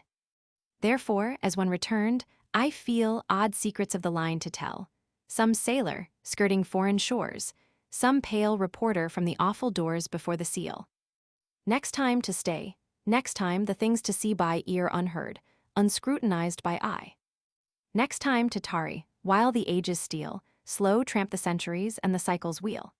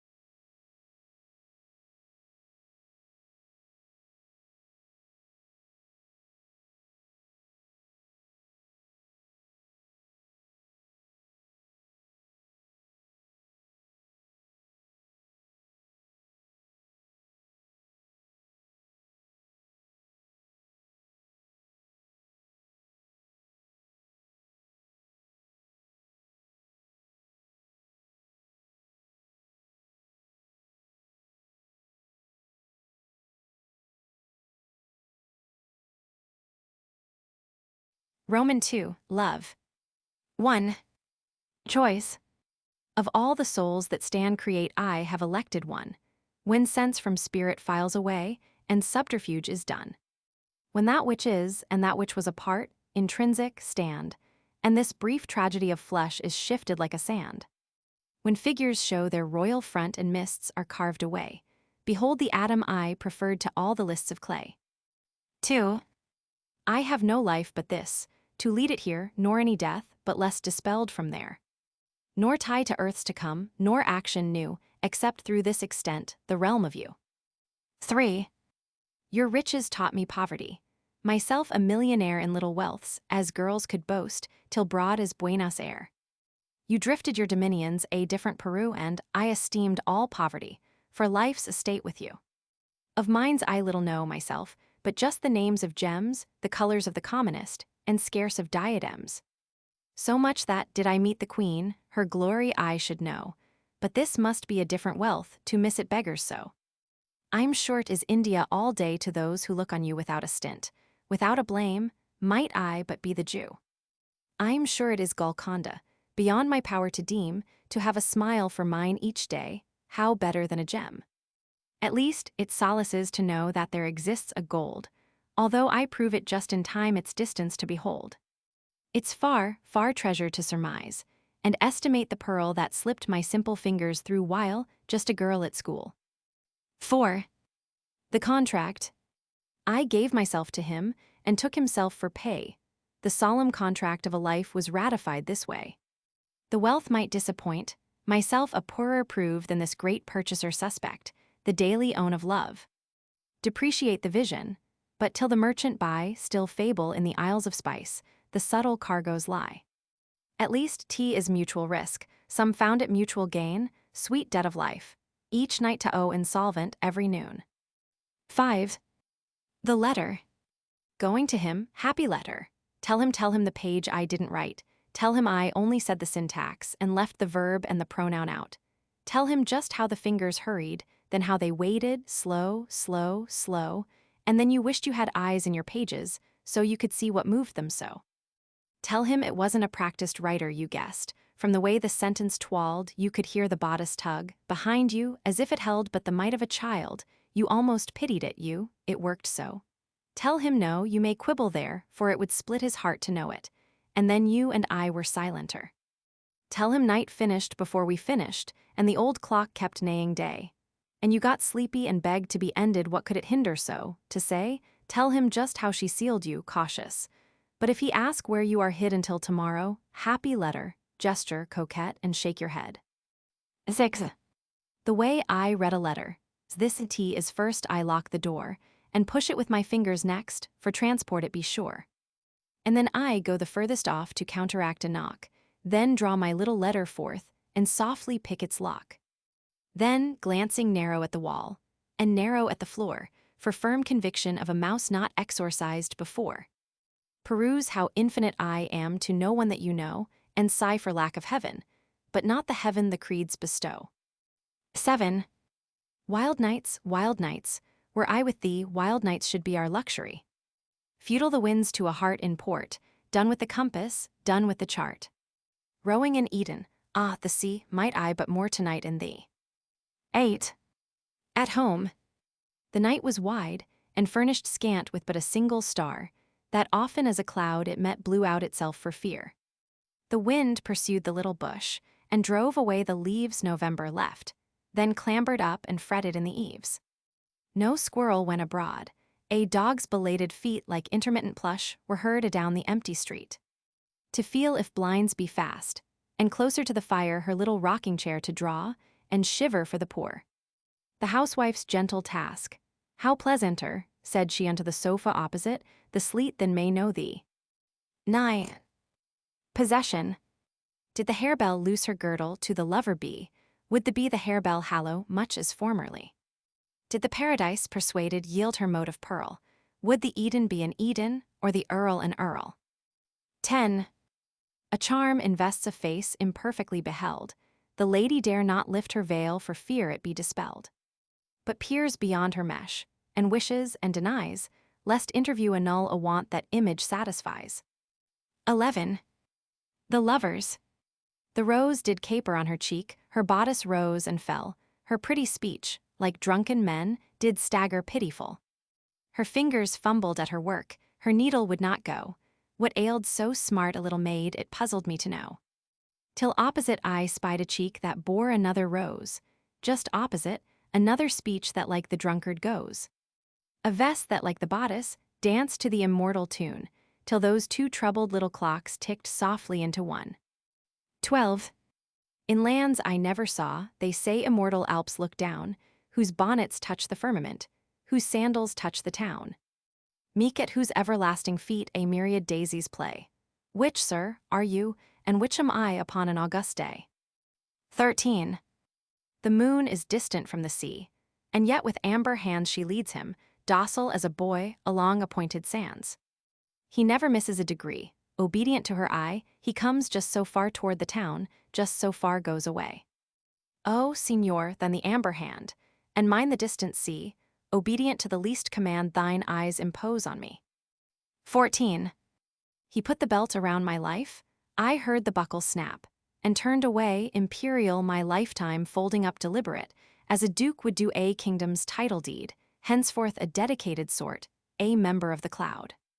Yet not too far to come at call, and do the little toils that make the circuit of the rest, and deal occasional smiles to lives that stoop to notice mine and kindly ask it in, whose invitation knew you not for whom I must decline. 15. The last jewel. I held a jewel in my fingers and went to sleep. The day was warm and winds were prosy, I said, tea will keep. I woke and chid my honest fingers, the gem was gone, and now an amethyst remembrance is all I own. 16. What if I say I shall not wait? What if I burst the fleshly gate and pass, escaped, to thee? What if I file this mortal off, see where it hurt me, that's enough, and wade in liberty? They cannot take us any more, dungeons may call, and guns implore unmeaning now to me as laughter was an hour ago, or laces, or a traveling show, or who died yesterday.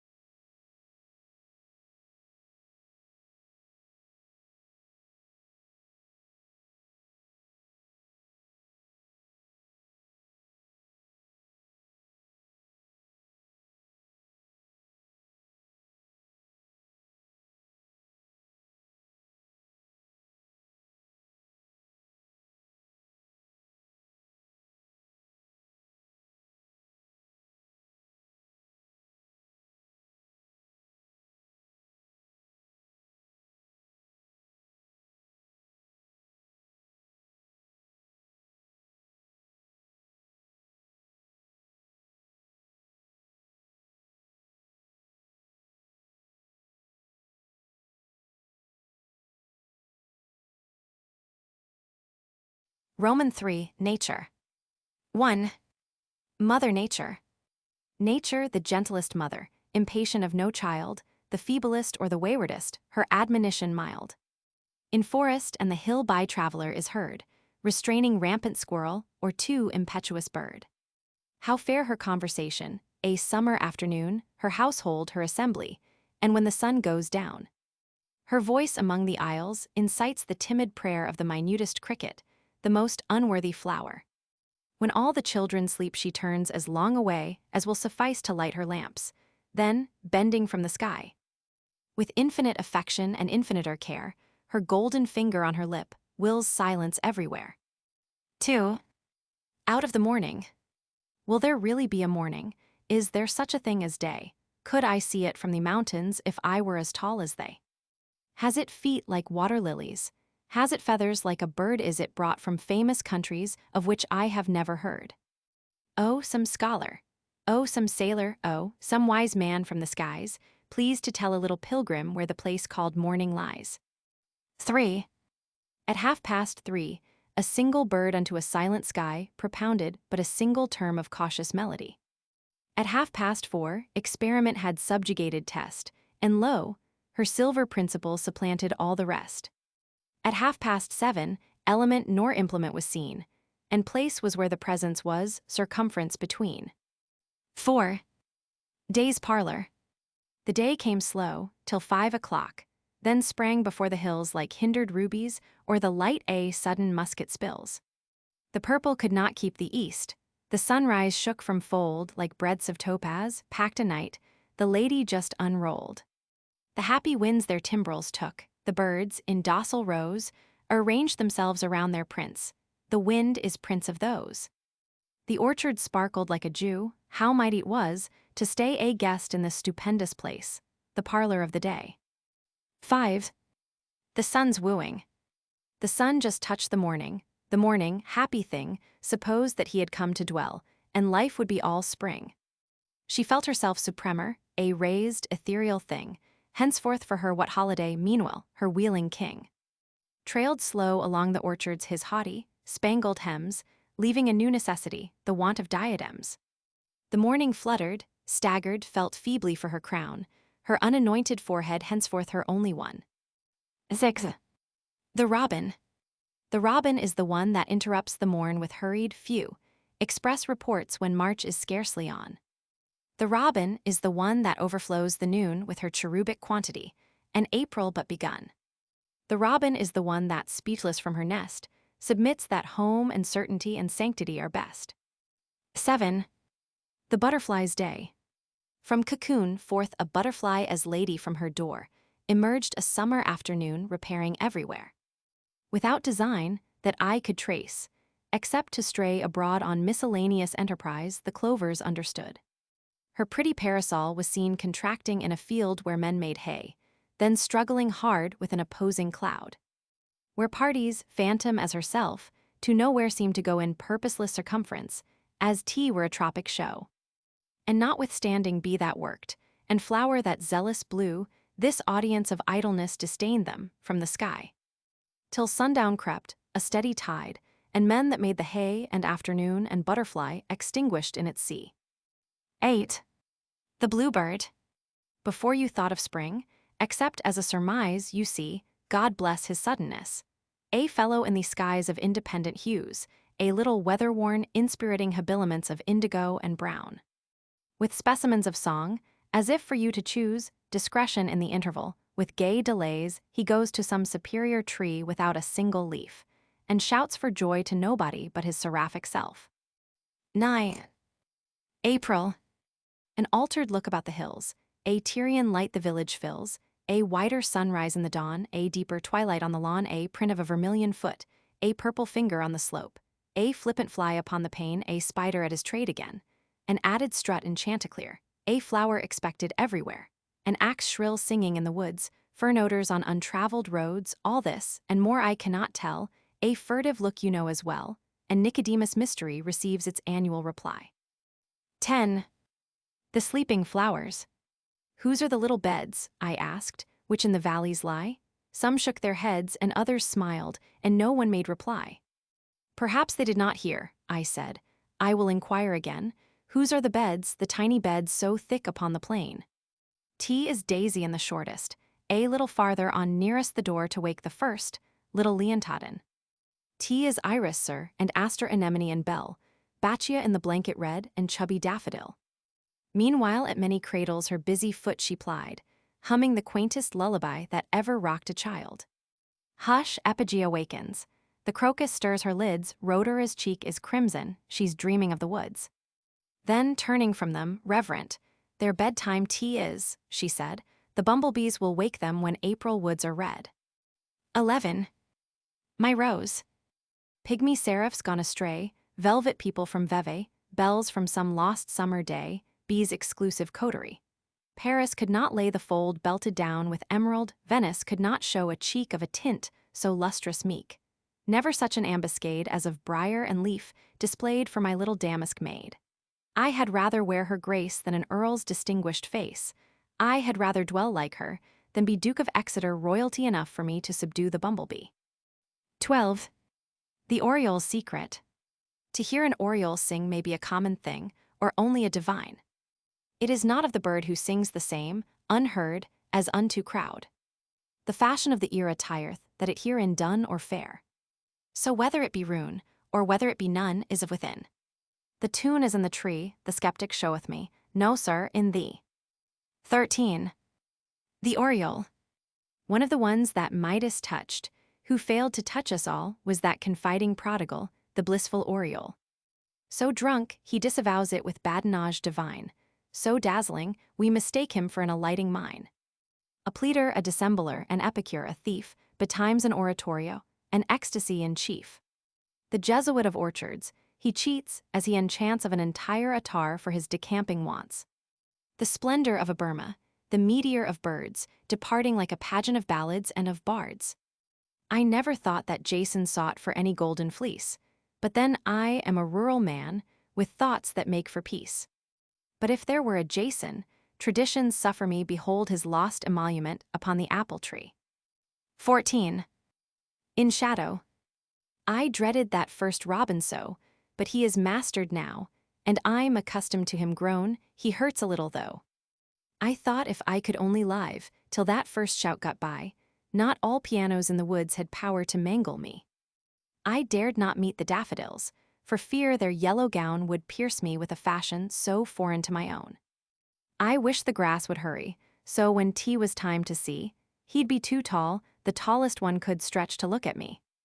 I could not bear the bees should come, I wished they'd stay away in those dim countries where they go. What word had they for me?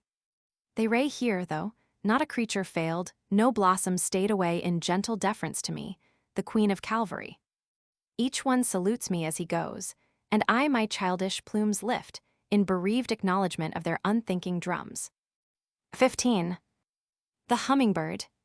A root of evanescence with a revolving wheel, a resonance of emerald, a rush of cochineal, and every blossom on the bush adjusts its tumbled head, the male from Tunis, probably, an easy morning's ride. 16. Secrets. The skies can't keep their secret. They tell it to the hills just tell the orchards, and they the daffodils. A bird, by chance, that goes that way soft overheard the whole. If I should bribe the little bird, who knows but she would tell. I think I won't, however. It's finer not to know if summer were an axiom, what sorcery hid snow. So keep your secret, father. I would not, if I could, know what the sapphire fellows do in your new-fashioned world. 17. Who robbed the woods, the trusting woods? The unsuspecting trees brought out their burrs and mosses his fantasy to please. He scanned their trinkets, curious. He grasped, he bore away. What will the solemn hemlock, what will the fir tree say? 18. Two voyagers. Two butterflies went out at noon and waltzed above a stream, then stepped straight through the firmament and rested on a beam. And then together bore away upon a shining sea, though never yet in any port their coming mentioned be.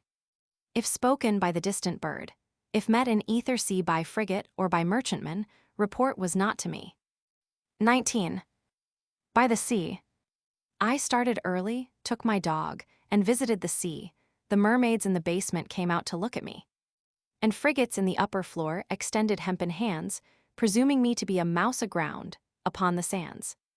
But no man moved me till the tide went past my simple shoe, and past my apron and my belt, and past my bodice too, and made as he would eat me up as wholly as a dew upon a dandelion's sleeve, and then I started too. And he followed close behind. I felt his silver heel upon my ankle, then my shoes would overflow with pearl. Until we met the solid town, no man he seemed to know, and bowing with a mighty look at me, the sea withdrew. 20. Old-fashioned. Arcturus is his other name. I'd rather call him Star, it's so unkind of science to go and interfere. I pull a flower from the woods, a monster with a glass computes the stamens in a breath, and has her in a class. Whereas I took the butterfly aforetime in my hat, he sits erect in cabinets, the clover bells forgot. What once was heaven is zenith now. Where I propose to go when time's brief masquerade was done, is mapped and charted too. What if the poles should frisk about and stand upon their heads? I hope I'm ready for the worst, whatever prank betides. Perhaps the kingdom of heaven's changed. I hope the children there won't be new-fashioned when I come, and laugh at me and stare. I hope the Father in the skies will lift his little girl, old-fashioned, naughty, everything over the style of pearl. 21. A tempest. An awful tempest mashed the air, the clouds were gaunt and few, a black, as of a spectre's cloak, hid heaven and earth from view. The creatures chuckled on the roofs and whistled in the air, and shook their fists and gnashed their teeth, and swung their frenzied hair. The morning lit, the birds arose, the monster's faded eyes turned slowly to his native coast, and peace was paradise. 22. The sea. And everywhere of silver, with ropes of sand to keep it from effacing the track called land. 23. In the garden. A bird came down the walk he did not know I saw. He bit an angleworm in halves and ate the fellow raw. And then he drank a dew from a convenient grass, and then hopped sidewise to the wall to let a beetle pass. He glanced with rapid eyes that hurried all abroad. They looked like frightened beads, I thought. He stirred his velvet head. Like one in danger. Cautious, I offered him a crumb, and he unrolled his feathers and rowed him softer home. Then oars divide the ocean, too silver for a seam, or butterflies, off banks of noon leap, splashless as they swim. 24. The snake. A narrow fellow in the grass occasionally rides. You may have met him, did you not? His notice sudden is. The grass divides as with a comb a spotted shaft is seen, and then it closes at your feet and opens further on. He likes a boggy acre, a floor too cool for corn, yet when a child and barefoot, I more than once at morn have passed, I thought, a whiplash unbraiding in the sun, when, stooping to secure it, it wrinkled and was gone. Several of nature's people I know, and they know me. I feel for them a transport of cordiality. But never met this fellow, attended or alone, without a tighter breathing and zero at the bone. 25. The mushroom. The mushroom is the elf of plants. At evening it is not. At morning in a truffled hut it stops upon a spot. As if it tarried always, and yet its whole career is shorter than a snake's delay and fleeter than a tear. 'Tis vegetation's juggler. The germ of alibi doth like a bubble antedate, and like a bubble high. I feel as if the grass were pleased to have it intermit, the surreptitious scion of summer's circumspect. Had nature any outcast face, could she a son contemn? Had nature an Iscariot, that mushroom, it is him. 26. The storm. There came a wind like a bugle, it quivered through the grass, and a green chill upon the heat so ominous did pass we barred the windows and the doors as from an emerald ghost. The doom's electric moccasin that very instant passed. On a strange mob of panting trees, and fences fled away, and rivers where the houses ran the living looked that day. The bell within the steeple wiled the flying tidings whirled. How much can come and much can go, and yet abide the world. 27. The spider. A spider sewed at night without a light upon an arc of white. If rough it was of dame or shroud of gnome, himself in form. Of immortality his strategy was physiognomy. 28. I know a place where summer strives with such a practiced frost. She each year leads her daisies back, recording briefly, lost. But when the south wind stirs the pools and struggles in the lanes, her heart misgives her for her vow, and she pours soft refrains into the lap of adamant and spices, and the dew that stiffens quietly to quartz upon her amber shoe. 29. The one that could repeat the summer day were greater than itself, though he minutest of mankind might be, and who could reproduce the sun, at period of going down the lingering and the stain, I mean when Orient has been outgrown, and Occident becomes unknown, his name remain. 30. The wind's visit. The wind tapped like a tired man, and like a host, "Come in," I boldly answered. Entered then my residence within. A rapid, footless guest, to offer whom a chair were as impossible as hand a sofa to the air. No bone had he to bind him. His speech was like the push of numerous humming-birds at once from a superior bush. His countenance a billow, his fingers, if he pass, let go a music, as of tunes blown tremulous in glass. He visited, still flitting. Then, like a timid man again he tapped. Tea was flurriedly, and I became alone. 31. Nature rarer uses yellow than another hue, saves she all of that for sunsets, prodigal of blue. Spending scarlet like a woman, yellow she affords only scantly and selectly, like a lover's words. 32. Gossip. The leaves, like women, interchange sagacious confidence, somewhat of nods and somewhat of portentous inference. The parties in both cases enjoining secrecy, inviolable compact to notoriety. 33. Simplicity. How happy is the little stone that rambles in the road alone, and doesn't care about careers, and exigencies never fears, whose coat of elemental brown a passing universe put on, and independent as the sun associates or glows alone, fulfilling absolute decree in casual simplicity. 34. Storm. It sounded as if the streets were running, and then the streets stood still. Eclipse was all we could see at the window, and awe was all we could feel. By and by the boldest stole out of his covert, to see if time was there. Nature was in her barrel apron, mixing fresher air. 35. The rat. The rat is the concisest tenant. He pays no rent, repudiates the obligation, on schemes intent. Balking our wit to sound or circumvent, hate cannot harm a foe so reticent. Neither decree prohibits him, lawful as equilibrium. 36. Frequently the woods are pink, frequently are brown, frequently the hills undress behind my native town. Oft ahead is crested I was wont to see, and as oft a cranny where it used to be. And the earth, they tell me, on its axis turned, wonderful rotation by but 12 performed. 37. A thunderstorm. The wind begun to rock the grass with threatening tunes, and lo, he flung a menace at the earth, a menace at the sky.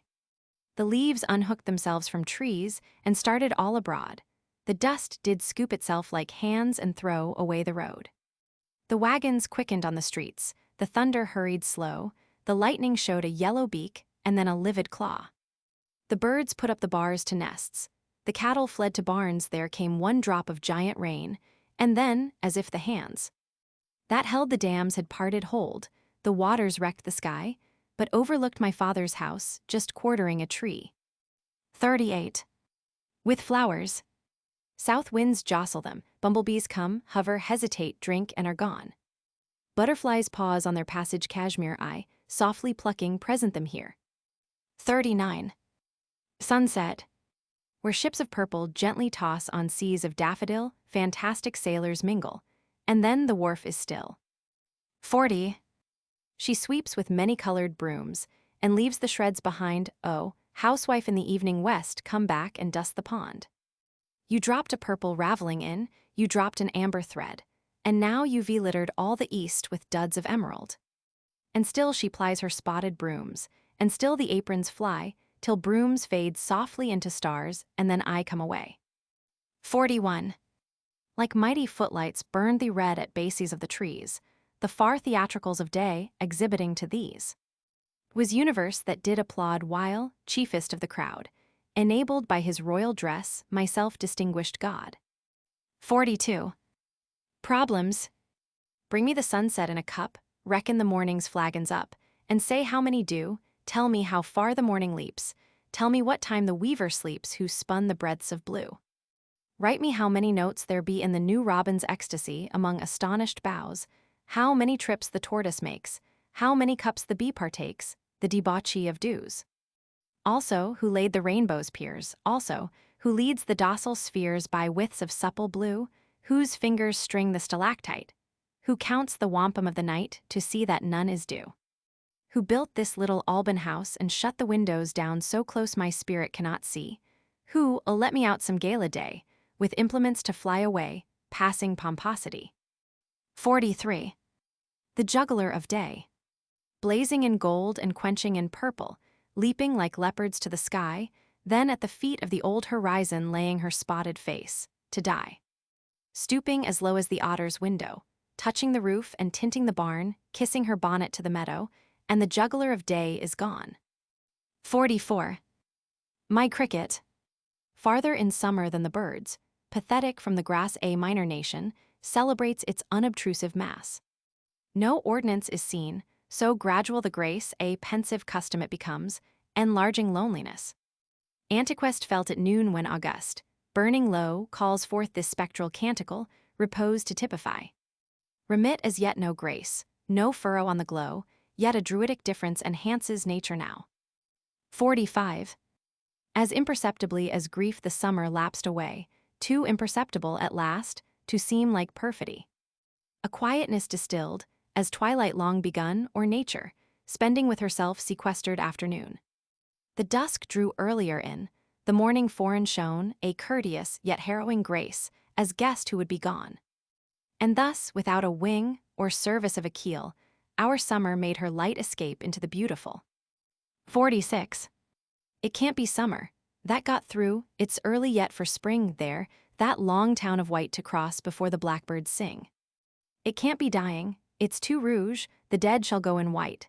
So sunset shuts my question down with clasps of chrysolite. 47. Summer's obsequies. The gentian weaves her fringes, the maple's loom is red, my departing blossoms obviate parade. A brief but patient illness, an hour to prepare and one below this morning is where the angels are. It was a short procession, the bobolink was there, an aged bee addressed us, and then we knelt in prayer. We trust that she was willing, we ask that we may be. Summer, sister seraph, let us go with thee. In the name of the bee, and of the butterfly, and of the breeze, Amen. 48. Fringed gentian. God made a little gentian, it tried to be a rose and failed, and all the summer laughed. But just before the snows there came a purple creature that ravished all the hill, and summer hid her forehead, and mockery was still. The frosts were her condition, the Tyrian would not come until the north evoked it. Creator, shall I bloom? 49. November. Besides the autumn poets sing, a few prosaic days a little this side of the snow, and that side of the haze. A few incisive mornings, a few ascetic eyes, gone Mr. Bryant's goldenrod, and Mr. Thompson's sheaves. Still is the bustle in the brook, sealed are the spicy valves, mesmeric fingers softly touch the eyes of many elves. Perhaps a squirrel may remain, my sentiments to share. Grant me, O Lord, a sunny mind thy windy will to bear. 50. The snow. It sifts from leaden sieves, it powders all the wood, it fills with alabaster wool the wrinkles of the road. It makes an even face of mountain, and of plain, unbroken forehead from the east unto the east again. It reaches to the fence, it wraps it, rail by rail, till it is lost in fleeces, it flings a crystal veil. On stump and stack and stem, the summer's empty room, acres of seams where harvests were, recordless but for them. It ruffles wrists of posts, as ankles of a queen, then stills its artisans like ghosts, denying they have been. 51. The blue jay. No brigadier throughout the year so civic as the jay. A neighbor and a warrior too, with shrill felicity. Pursuing winds that censure us a February day, the brother of the universe was never blown away. The snow and he are intimate. I've often seen them play when heaven looked upon us all with such severity. I felt apology were due to an insulted sky, whose pompous frown was nutriment to their temerity. The pillow of this daring head is pungent evergreens, his larder terse and militant unknown, refreshing things. His character a tonic, his future a dispute, unfair an immortality that leaves this neighbor out.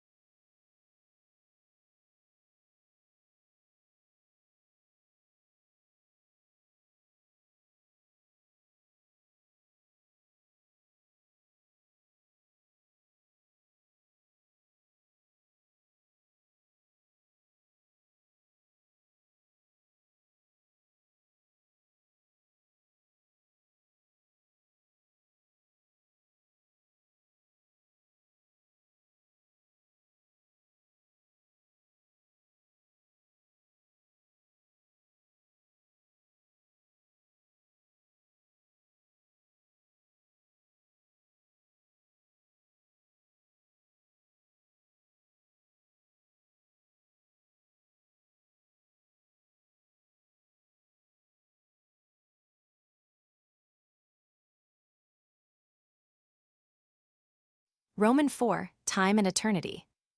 1. Let down the bars, O death. The tired flocks come in whose bleeding ceases to repeat, whose wandering is done. Thine is the stillest night, thine the securest fold, too near thou art for seeking thee, too tender to be told. 2. Going to heaven, I don't know when, pray do not ask me how, indeed, I am too astonished to think of answering you, going to heaven. How dim it sounds. And yet it will be done as sure as flocks go home at night unto the shepherd's arm. Perhaps you ray going too, who knows, if you should get there first, save just a little place for me close to the two I lost. The smallest robe will fit me, and just a bit of crown, for you know we do not mind our dress when we are going home. I'm glad I don't believe it, for it would stop my breath, and I'd like to look a little more at such a curious earth. I am glad they did believe it, whom I have never found since the mighty autumn afternoon I left them in the ground. 3. At least to pray is left, O Jesus. In the air I know not which thy chamber is, I'm knocking everywhere. Thou stirrest earthquake in the south, and maelstrom in the sea. Say, Jesus Christ of Nazareth, haste thou no arm for me. 4. Epitaph. Step lightly on this narrow spot. The broadest land that grows is not so ample as the breast these emeralds seems enclose. Step lofty, for this name is told as far as cannon dwell, or flag subsist, or fame export her deathless syllable. 5. Morns like these we parted, noons like these she rose, fluttering first, then firmer to her fair repose. Never did she lisp it, and tea was not for me, she was mute from transport, I from agony. Till the evening, nearing, when the shutters drew quick, a sharper rustling, and this linnet flew. 6. A death blow is a life blow to some who, till they died, did not alive become, who, had they lived, had died, but when they died, vitality begun. 7. I read my sentence steadily, reviewed it with my eyes, to see that I made no mistake in its extremest clause. The date and manner of the shame, and then the pious form that God have mercy on the soul the jury voted him. I made my soul familiar with her extremity, that at the last it should not be a novel agony. But she and death, acquainted, meet tranquilly as friends, salute and pass without a hint, and there the matter ends. 8. I have not told my garden yet, lest that should conquer me, I have not quite the strength now to break it to the bee. I will not name it in the street, for shops would stare, that I so shy, so very ignorant should have the face to die. The hillsides must not know it, where I have rambled so, nor tell the loving forests the day that I shall go. Nor lisp it at the table, nor heedless by the way hint that within the riddle one will walk today. 9. The battlefield. They dropped like flakes, they dropped like stars, like petals from a rose, when suddenly across the June a wind with fingers goes. They perished in the seamless grass, no eye could find the place, but God on his repealless list can summon every face. 10. The only ghost I ever saw was dressed in Mechlin, so, He wore no sandal on his foot and stepped like flakes of snow. His gait was soundless like the bird but rapid like the roe, his fashions quaint, mosaic, or haply mistletoe. His conversations seldom, his laughter like the breeze that dies away in dimples among the pensive trees. Our interview was transient. Of me, himself was shy, and God forbid I look behind since that appalling day. 11. Some, too fragile for winter winds, the thoughtful grave encloses, tenderly tucking them in from frost before their feet are cold. Never the treasures in her nest the cautious grave exposes, building where schoolboy dare not look, and sportsman is not bold. This covert have all the children early aged, and often cold, sparrows unnoticed by the father, lambs for whom time had not a fold. 12. As by the dead we love to sit, becomes so wondrous dear, as for the lost we grapple, though all the rest are here. In broken mathematics we estimate our prize, vast in its fading ratio, to our penurious eyes. 13. Memorials. Death sets a thing significant the eye had hurried by, accept a perished creature and treat us tenderly. To ponder little workmanships in crayon or in wool, with this was last her fingers did, industrious until the thimble weighed too heavy, the stitches stopped themselves, and then 'twas put among the dust upon the closet shelves. A book one have, a friend gave, whose pencil, here and there, had notched the place that pleased him, at rest his fingers are. Now, when I read not, for interrupting tears obliterate the etchings too costly for repairs. 14. I went to heaven. T was a small town lit with a ruby, lathed with down, stiller than the fields at the full dew, beautiful as pictures no man drew. People like the moth of Mechlin, frames, duties of gossamer, and eider names. Almost contented I could be, 'mong such unique society. 15. Their height in heaven comforts not, their glory not to me. T was best imperfect, as it was, I'm finite, I can't see. The house of supposition, the glimmering frontier that skirts the acres of perhaps, to me shows insecure. The wealth I had contented me, if 'twas a meaner size, then I had counted it until it pleased my narrow eyes. Better than larger values, however true their show, this timid life of evidence keeps pleading, I don't know. 16. There is a shame of nobleness confronting sudden pelf, a finer shame of ecstasy convicted of itself. A best disgrace a brave man feels, acknowledged of the brave, one more ye blessed to be told, but this involves the grave. 17. Triumph. Triumph may be of several kinds. There's triumph in the room when that old imperator, death, by faith is overcome. There's triumph of the finer mind when truth, affronted long advances calm to her supreme, her God her only throng.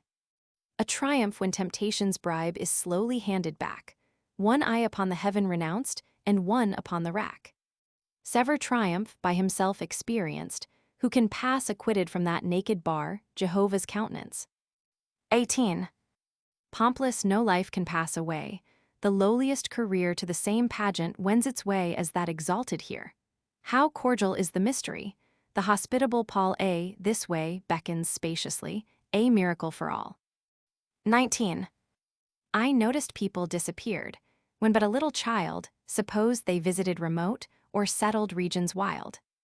Now know I they both visited and settled regions wild, but did because they died, a fact withheld the little child. 20. Following. I had no cause to be awake, my best was gone to sleep, and morn a new politeness took, and failed to wake them up. But called the others clear, and passed their curtains by, sweet morning, when I oversleep knock, recollect for me. I looked at sunrise once, and then I looked at them, and wishfulness in me arose for circumstance the same. 'Twas such an ample peace, it could not hold a sigh, T was Sabbath with the bells divorced, T was sunset all the day. So choosing but a gown and taking but a prayer, the only raiment I should need, I struggled and was there. 21. If anybody's friend be dead, it's sharpest of the theme the thinking how they walked alive, at such and such a time. Their costume of a Sunday some manner of the hair, a prank nobody knew but them, lost in the sepulchre. How warm they were on such a day, you almost feel the date, so short way off it seems, and now they race centuries from that. How pleased they were at what you said. You try to touch the smile and dip your fingers in the frost. When was it, can you tell? You asked the company to tea, acquaintance, just a few, and chatted close with this grand thing that don't remember you. Past bows and invitations, past interview and vow, past what ourselves can estimate, that makes the quick of woe. 22. The journey. Our journey had advanced, our feet were almost come to that odd fork in being's road, eternity by term. Our pace took sudden awe, our feet reluctant led. Before were cities, but between, the forest of the dead. Retreat was out of hope, behind, a sealed route, eternity's white flag before, and God at every gate. 23. A country burial.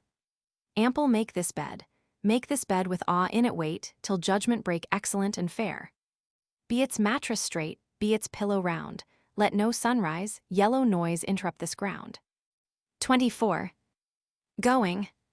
On such a night, or such a night, would anybody care if such a little figure slipped quiet from its chair? So quiet, oh how quiet, that nobody might know but that the little figure rocked softer, to and fro. On such a dawn, or such a dawn, would anybody sigh that such a little figure too sound asleep did lie? For chanticleer to wake it, or stirring house below, or giddy bird in orchard, or early task to do. There was a little figure plump for every little knoll, busy needles and spools of thread, and trudging feet from school. Playmates and holidays and nuts, and visions vast and small, strange that the feet so precious charged should reach so small a goal. 25. Essential oils are wrung. The adder from the rose is not expressed by suns alone, it is the gift of screws. The general rose decays, but this, in lady's drawer, makes summer when the lady lies in ceaseless rosemary. 26. I lived on dread. To those who know the stimulus there is in danger, other impetus is numb and vital-less. As tea were a spur upon the soul, a fear will urge it where to go without the spectre's aid were challenging despair. 27. If I should die and you should live, and time should gurgle on, and morn should beam and noon should burn as it has usual done, if birds should build as early, and bees as bustling go, one might depart at option from enterprise below.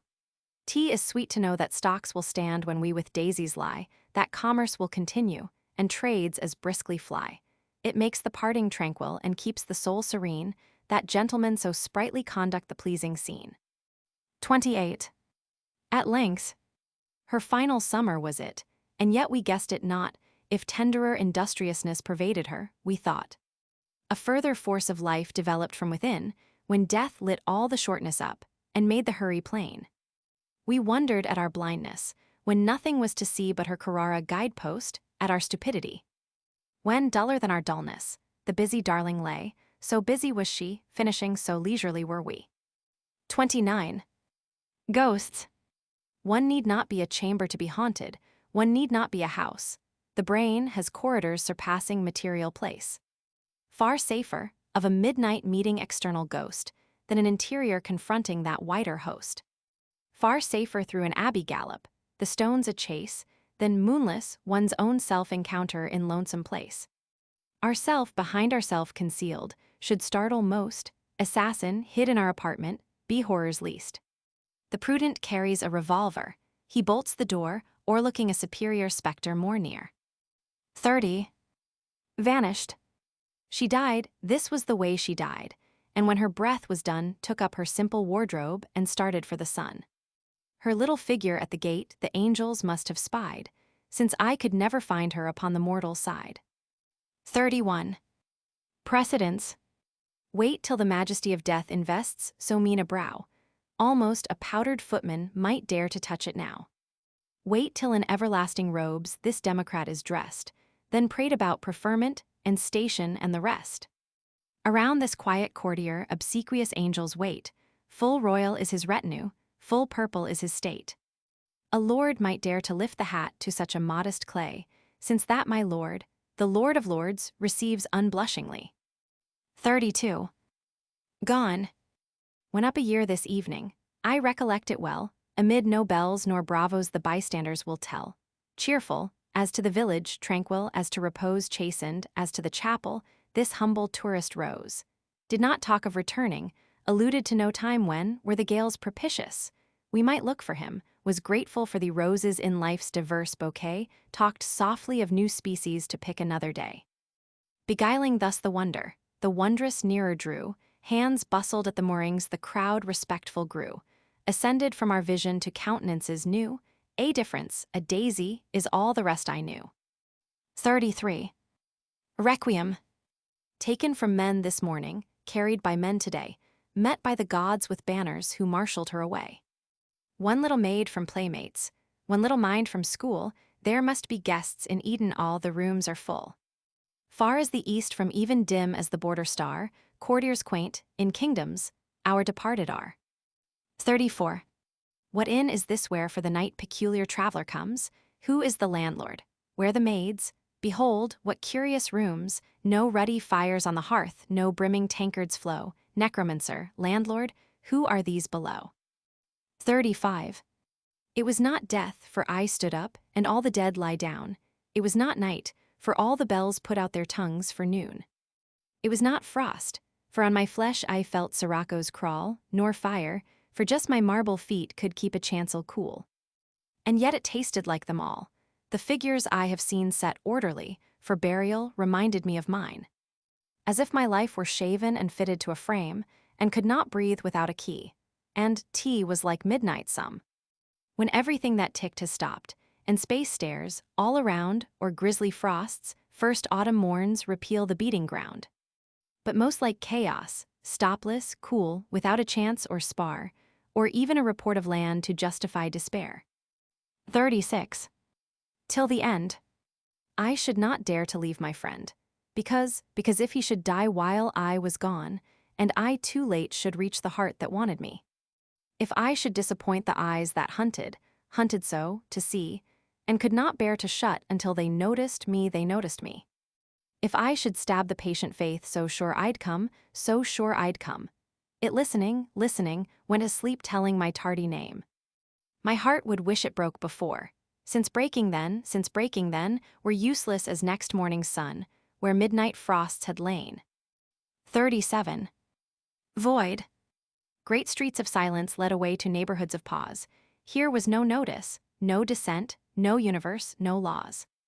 By clocks tea was morning, and for night the bells at distance called, but epoch had no basis here, for period exhaled. 38. A throe upon the features, a hurry in the breath, an ecstasy of parting denominated death. An anguish at the mention, which, when to patience grown, I've known permission given to rejoin its own. 39. Saved. Of tribulation these are they denoted by the white, the spangled gowns, a lesser rank of victors designate. All these did conquer, but the ones who overcame most times wear nothing commoner than snow, no ornament but palms. Surrender is a sort unknown on this superior soil defeat, an outgrown anguish, remembered as the mile. Our panting ankle barely gained when night devoured the road, but we stood whispering in the house, and all we said was, saved. 40. I think just how my shape will rise when I shall be forgiven, till hair and eyes and timid head are out of sight, in heaven. I think just how my lips will weigh with shapeless, quivering prayer that you, so late, consider me, the sparrow of your care. I mind me that of anguish sent. Some drifts were moved away before my simple bosom broke, and why not this, if they? And so, until delirious born I con that thing, forgiven, till with long fright and longer trust I drop my heart, unshriven. 41. The forgotten grave. After 100 years nobody knows the place, agony, that enacted there, motionless as peace. Weeds triumphant ranged, strangers strolled and spelled at the lone orthography of the elder dead. Winds of summer fields recollect the way, instinct picking up the key dropped by memory. 42. Lay this laurel on the one too intrinsic for renown. Laurel, veil your deathless tree, him you chasten, that is he.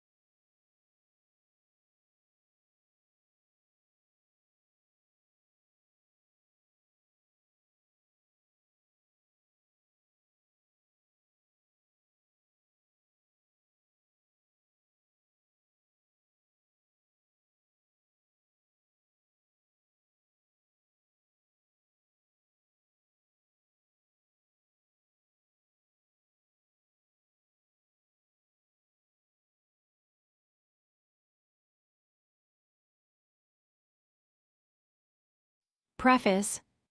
The intellectual activity of Emily Dickinson was so great that a large and characteristic choice is still possible among her literary material, and this third volume of her verses is put forth in response to the repeated wish of the admirers of her peculiar genius. Much of Emily Dickinson's prose was rhythmic, even rhymed, though frequently not set apart in lines. Also, many verses, written as such, were sent to friends in letters.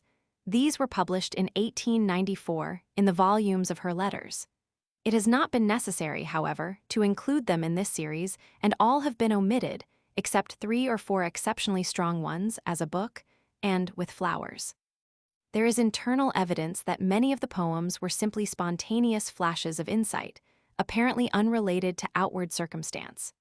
Others, however, had an obvious personal origin. For example, the verses "I had a guinea golden," which seem to have been sent to some friend traveling in Europe as a dainty reminder of letter-writing delinquencies. The surroundings in which any of Emily Dickinson's verses are known to have been written usually serve to explain them clearly. But in general, the present volume is full of thoughts needing no interpretation to those who apprehend this scintillating spirit. M.L.T. Amherst, October, 1896.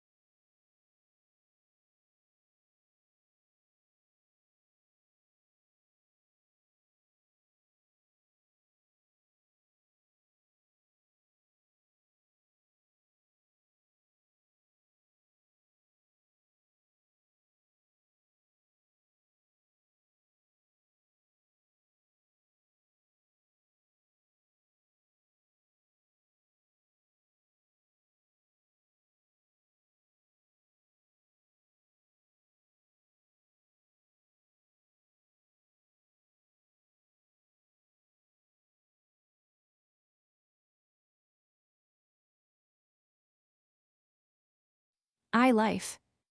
1. Real riches. 'Tis little I could care for pearls who own the ample sea, or brooches, when the emperor with rubies pelteth me.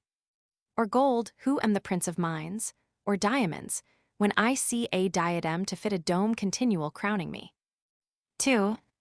Superiority to fate. Superiority to fate is difficult to learn. Tea is not conferred by any, but possible to earn.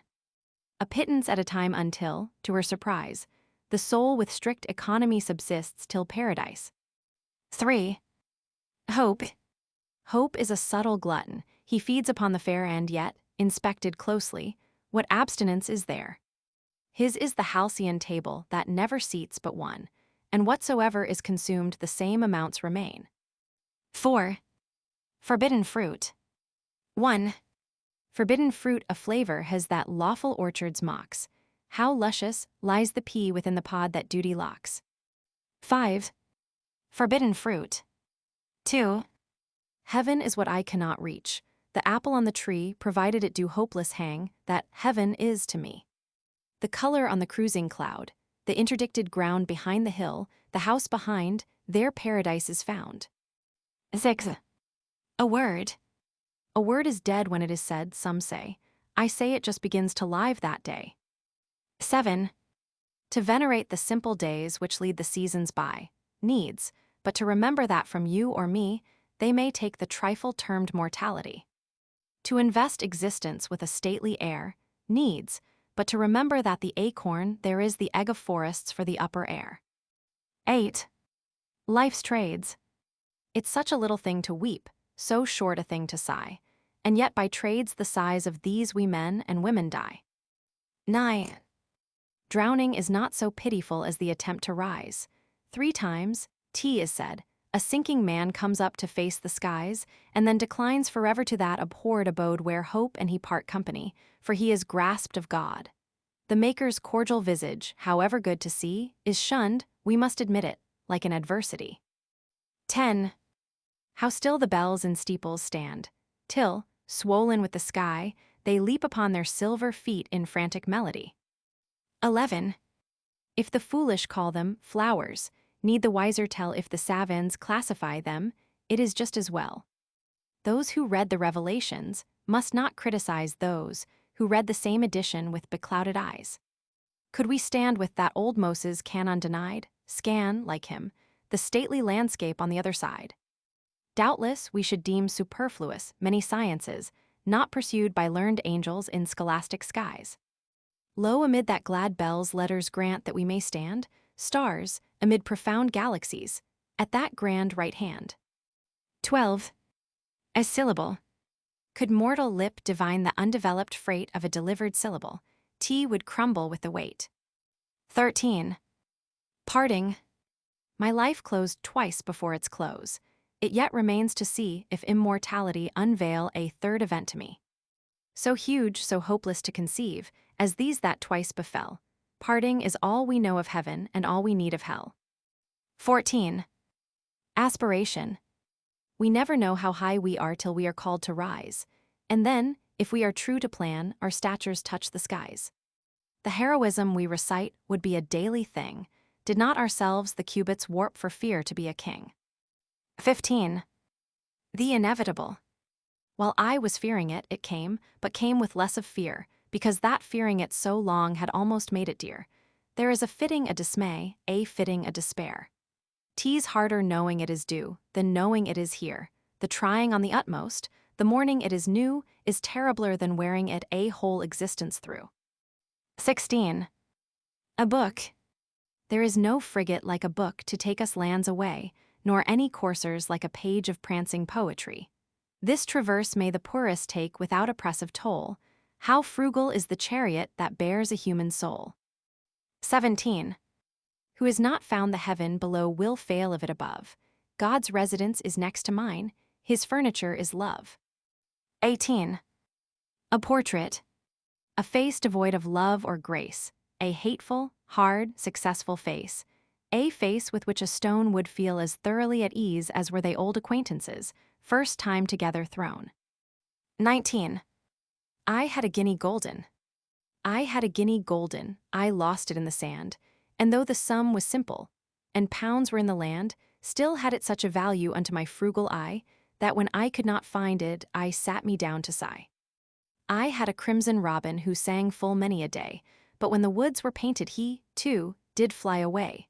Time brought me other robins, their ballads were the same, still for my missing troubadour I kept the house at hame.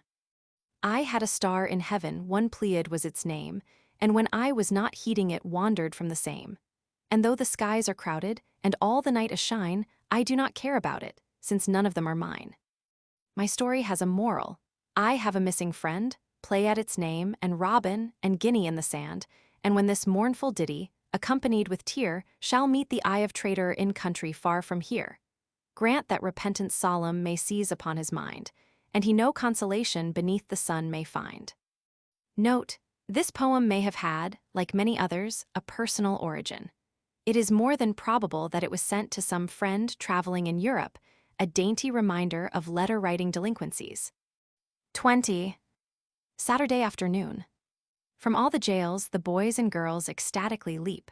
Beloved, only afternoon that prison doesn't keep. They storm the earth and stun the air, a mob of solid bliss. Alas, that frowns could lie in wait for such a foe as this. 21. Few get enough, enough is one. To that ethereal throng have not each one of us the right to stealthily belong. 22. Upon the gallows hung a wretch too sullied for the hell to which the law entitled him. As nature's curtain fell the one who bore him tottered in, for this was woman's son. Tea was all I had, she stricken gasped, oh, what a livid boon. 23.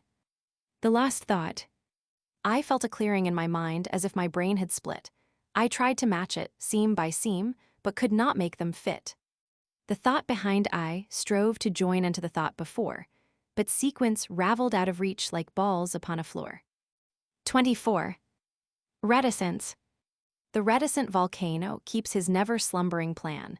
Confided are his projects pink to no precarious man. If nature will not tell the tale Jehovah told to her, can human nature not survive without a listener? Admonished by her buckled lips, let every babbler be. The only secret people keep is immortality. 25.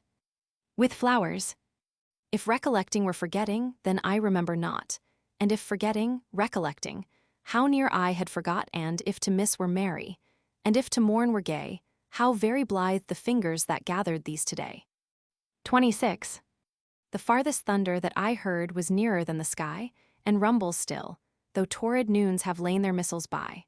The lightning that preceded it struck no one but myself, but I would not exchange the bolt for all the rest of life. Indebtedness to oxygen the chemist may repay, but not the obligation to electricity. It founds the homes and decks the days, and every clamor bright is but the gleam concomitant of that wailing light. The thought is quiet as a flake, a crash without a sound, how life's reverberation its explanation found. 27. On the bleakness of my lot bloom I strove to raise. Late, my acre of a rock yielded grape and maize. Soil of flint, if steadfast tilled, will reward the hand. Seed of palm by Libyan sun fructified in sand. 28. Contrast. A door just opened on a street I, lost, was passing by an instant's width of warmth disclosed, and wealth and company. The door as sudden shut, and I lost was passing by, lost doubly, but by contrast most, enlightening misery. 29. Friends. Are friends delight or pain? Could bounty but remain riches were good. But if they only stay bolder to fly away, riches are sad. 30. Fire. Ashes denote that fire was. Respect the grayest pile for the departed creature's sake that hovered there a while. Fire exists the first in light, and then consolidates, only the chemist can disclose into what carbonates. 31. A man. Fate slew him, but he did not drop. She felled, he did not fall, impaled him on her fiercest stakes, he neutralized them all. She stung him, sapped his firm advance, but when her worst was done, and he, unmoved, regarded her, acknowledged him a man. 32. Ventures. Finite to fail, but infinite to venture. For the one ship that struts the shore, many's the gallant, overwhelmed creature nodding in navies nevermore. 33. Griefs. I measure every grief I meet with analytic eyes. I wonder if it weighs like mine, or has an easier size. I wonder if they bore it long, or did it just begin. I could not tell the date of mine, it feels so old a pain. I wonder if it hurts to live, and if they have to try, and whether, could they choose between, they would not rather die. I wonder if, when years have piled some thousands on the cause of early hurt, if such a lapse could give them any pause. Or would they go on aching still through centuries above, enlightened to a larger pain by contrast with the love? The grieved are many, I am told. The reason deeper lies, death is but one and comes but once, and only nails the eyes. There's grief of want, and grief of cold, a sort they call despair. There's banishment from native eyes, in sight of native air. And though I may not guess the kind correctly, yet to me a piercing comfort it affords in passing Calvary. To note the fashions of the cross, of those that stand alone, still fascinated to presume that some are like my own. 34. I have a king who does not speak, so, wondering, through the hours meek I trudge the day away, half glad when it is night and sleep, if haply, throw, a dream to peep in parlors shut by day. And if I do, when morning comes, it is as if 100 drums did round my pillow roll, and shouts fill all my childish sky, and bells keep saying victory from steeples in my soul. And if I don't, the little bird within the orchard is not heard, and I omit to pray, Father, thy will be done today, for my will goes the other way, and it were perjury. 35. Disenchantment. It dropped so low in my regard, I heard it hit the ground, and go to pieces on the stones at bottom of my mind. Yet blamed the fate that fractured. Less than I reviled myself for entertaining plated wares upon my silver shelf. 36. Lost faith. To lose one's faith surpasses the loss of an estate, because estates can be replenished, faith cannot. Inherited with life belief, but once can be, annihilate a single clause and being's beggary. 37. Lost joy. I had a daily bliss I half indifferent viewed, till sudden I perceived it stir, it grew as I pursued.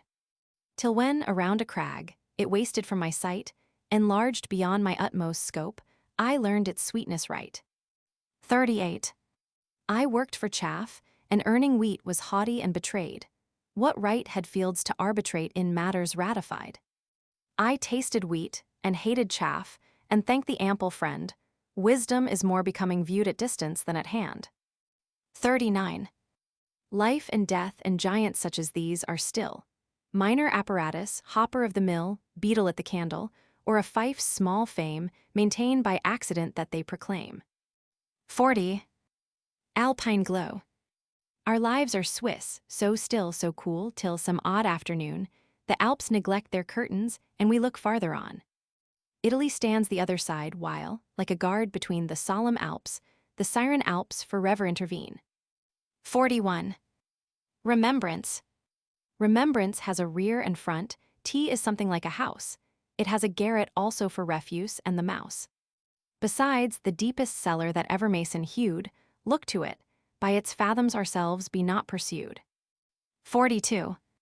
To hang our head ostensibly, and subsequent to find that such was not the posture of our immortal mind, affords the sly presumption that, in so dense a fuzz you, too, take cobweb attitudes upon a plane of gauze.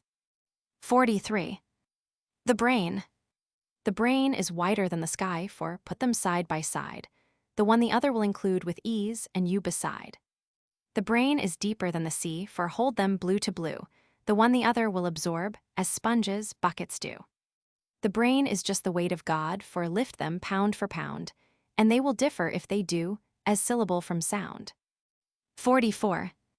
The bone that has no marrow, what ultimate for that, it is not fit for table, for beggar, or for cat.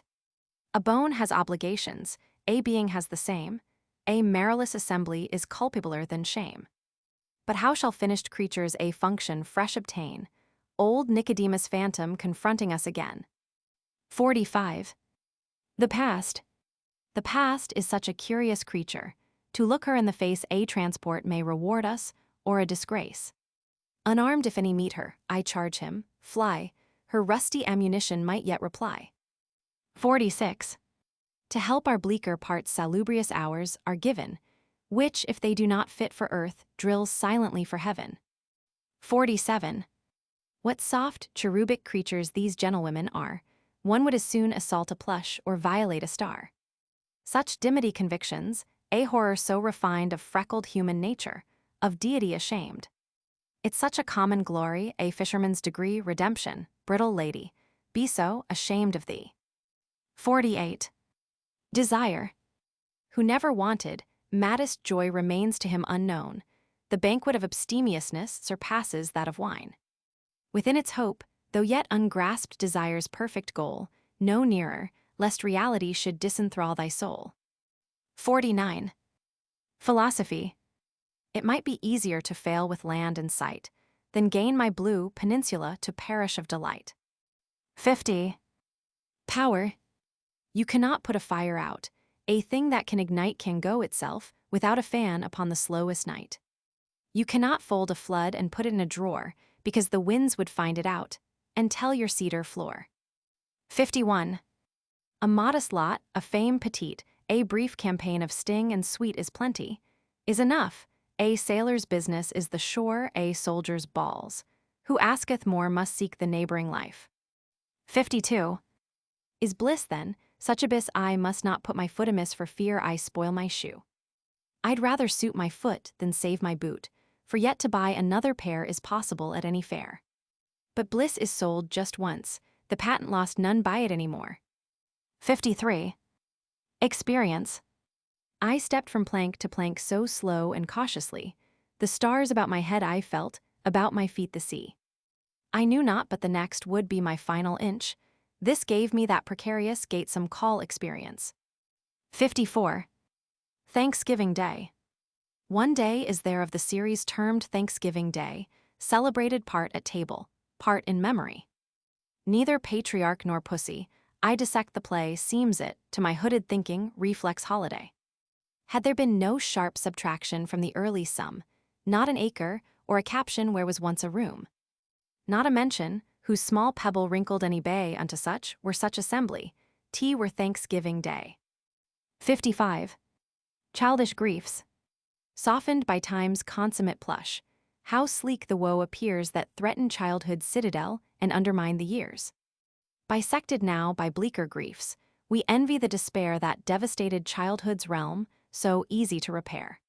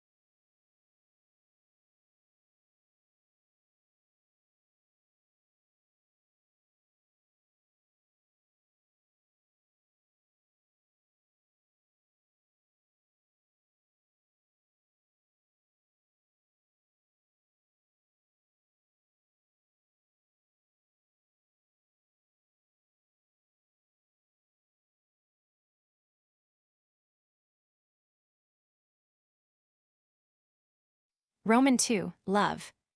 1. Consecration.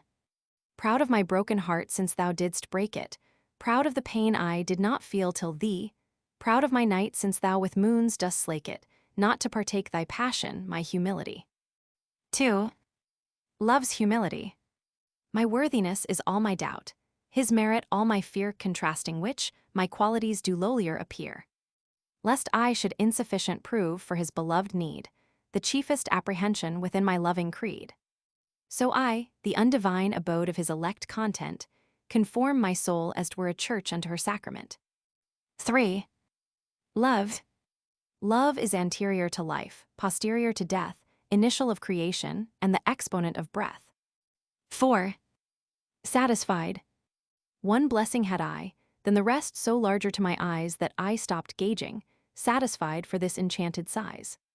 It was the limit of my dream, the focus of my prayer, a perfect, paralyzing bliss contented as despair.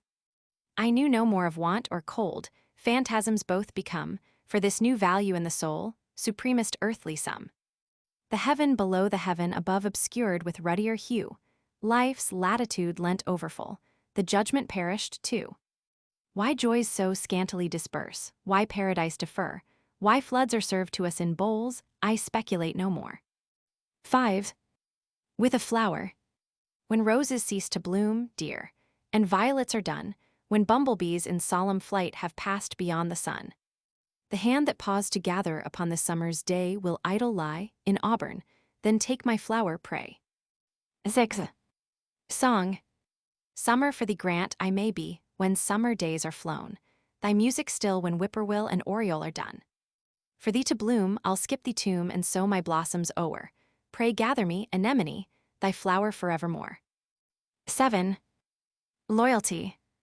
Split the lark and you'll find the music, bulb after bulb, in silver rolled, scantily dealt to the summer morning, saved for your ear when lutes be old. Loose the flood, you shall find it patent, gush after gush, reserved for you, scarlet experiment. Skeptic Thomas, now, do you doubt that your bird was true? 8. To lose thee, sweeter than to gain all other hearts I knew. Tea is true, the drought is destitute, but then I had the dew. The Caspian has its realms of sand, its other realm of sea. Without the sterile perquisite no Caspian could be. 9. Poor little heart, did they forget thee, then dinna care, then dinna care. Proud little hearts, did they forsake thee, be debonair, be debonair. Frail little heart, I would not break thee, couldst credit me, couldst thee credit me. Gay little hearts like morning glory thou wilted be, thou wilted be. 10. Forgotten. There is a word which bears a sword can pierce an armed man. It hurls its barbed syllables, at once is mute again. But where it fell the saved will tell on patriotic day, some epauletted brother gave his breath away. Wherever runs the breathless sun, wherever roams the day, there is its noiseless onset, there is its victory. Behold the keenest marksman, the most accomplished shot, time's sublimest target is a soul forgot. 11. I've got an arrow here, loving the hand that sent it, I the dart revere. Fell they will say, in skirmish, vanquished my soul will know, by but a simple arrow sped by an archer's bow. 12. The master. He fumbles at your spirit as players at the keys before they drop full music on. He stuns you by degrees. Prepares your brittle substance for the ethereal blow, by fainter hammers, further heard than nearer, then so slow. Your breath has time to straighten, your brain to bubble cool, deals one imperial thunderbolt that scalps your naked soul. 13. Heart, we will forget him, you and I, tonight. You may forget the warmth he gave, I will forget the light.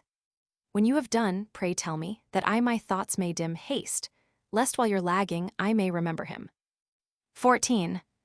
Father, I bring thee not myself, that were the little load, I bring thee the imperial heart I had not strength to hold. The heart I cherished in my own till mine too heavy grew, yet strangest, heavier since it went, is it too large for you? 15. We outgrow love like other things, and put it in the drawer, till it in antique fashion shows, like costumes grandsires wore. 16. Not with a club the heart is broken, nor with a stone a whip, so small you could not see it, I've known. To lash the magic creature till it fell, yet that whip's name too noble then to tell.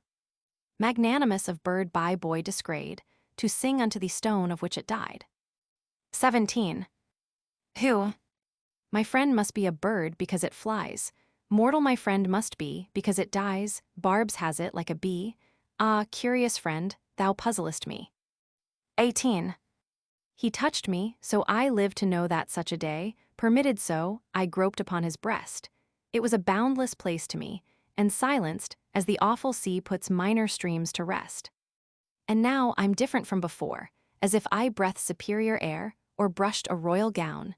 My feet, too, that had wandered so, my gypsy face transfigured now to tenderer renown. 19. Dreams. Let me not mar that perfect dream by an auroral stain, but so adjust my daily night that it will come again. 20. Numen lumen. I live with him, I see his face. I go no more away for visitor or sundown, death's single privacy. The only one forestalling mine, and that by right that he presents a claim invisible, no wedlock granted me. I live with him, I hear his voice, I stand alive today to witness to the certainty of immortality.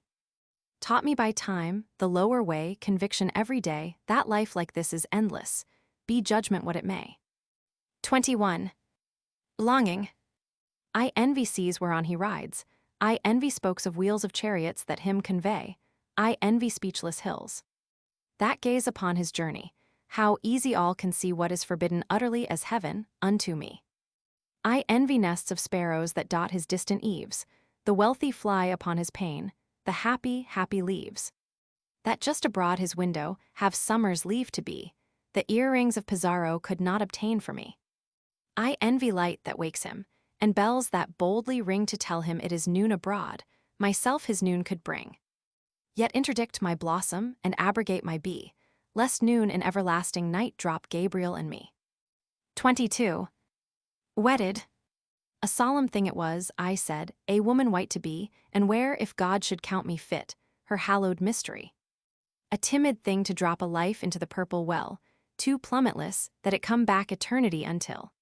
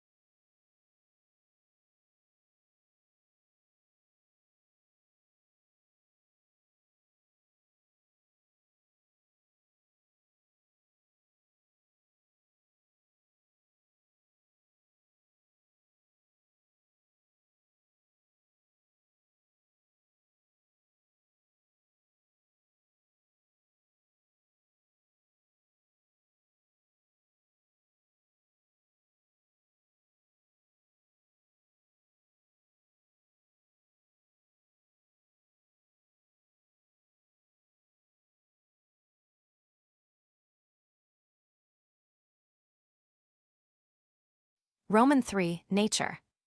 1. Nature's changes. The springtime's pallid landscape will glow like bright bouquet, though drifted deep in Parian, the village lies today. The lilacs, bending many a year, with purple load will hang. The bees will not forget the tune their old forefathers sang. The rose will redden in the bog, the aster on the hill her everlasting fashion set, and covenant gentians frill. Till summer folds her miracle, as women do their gown, or priests adjust the symbols when sacrament is done. 2. The tulip.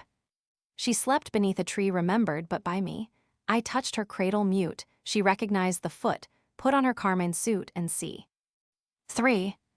A light exists in spring not present on the year at any other period, when March is scarcely here. A color stands abroad on solitary hills that science cannot overtake, but human nature feels. It waits upon the lawn, it shows the furthest tree upon the furthest slope we know, it almost speaks to me.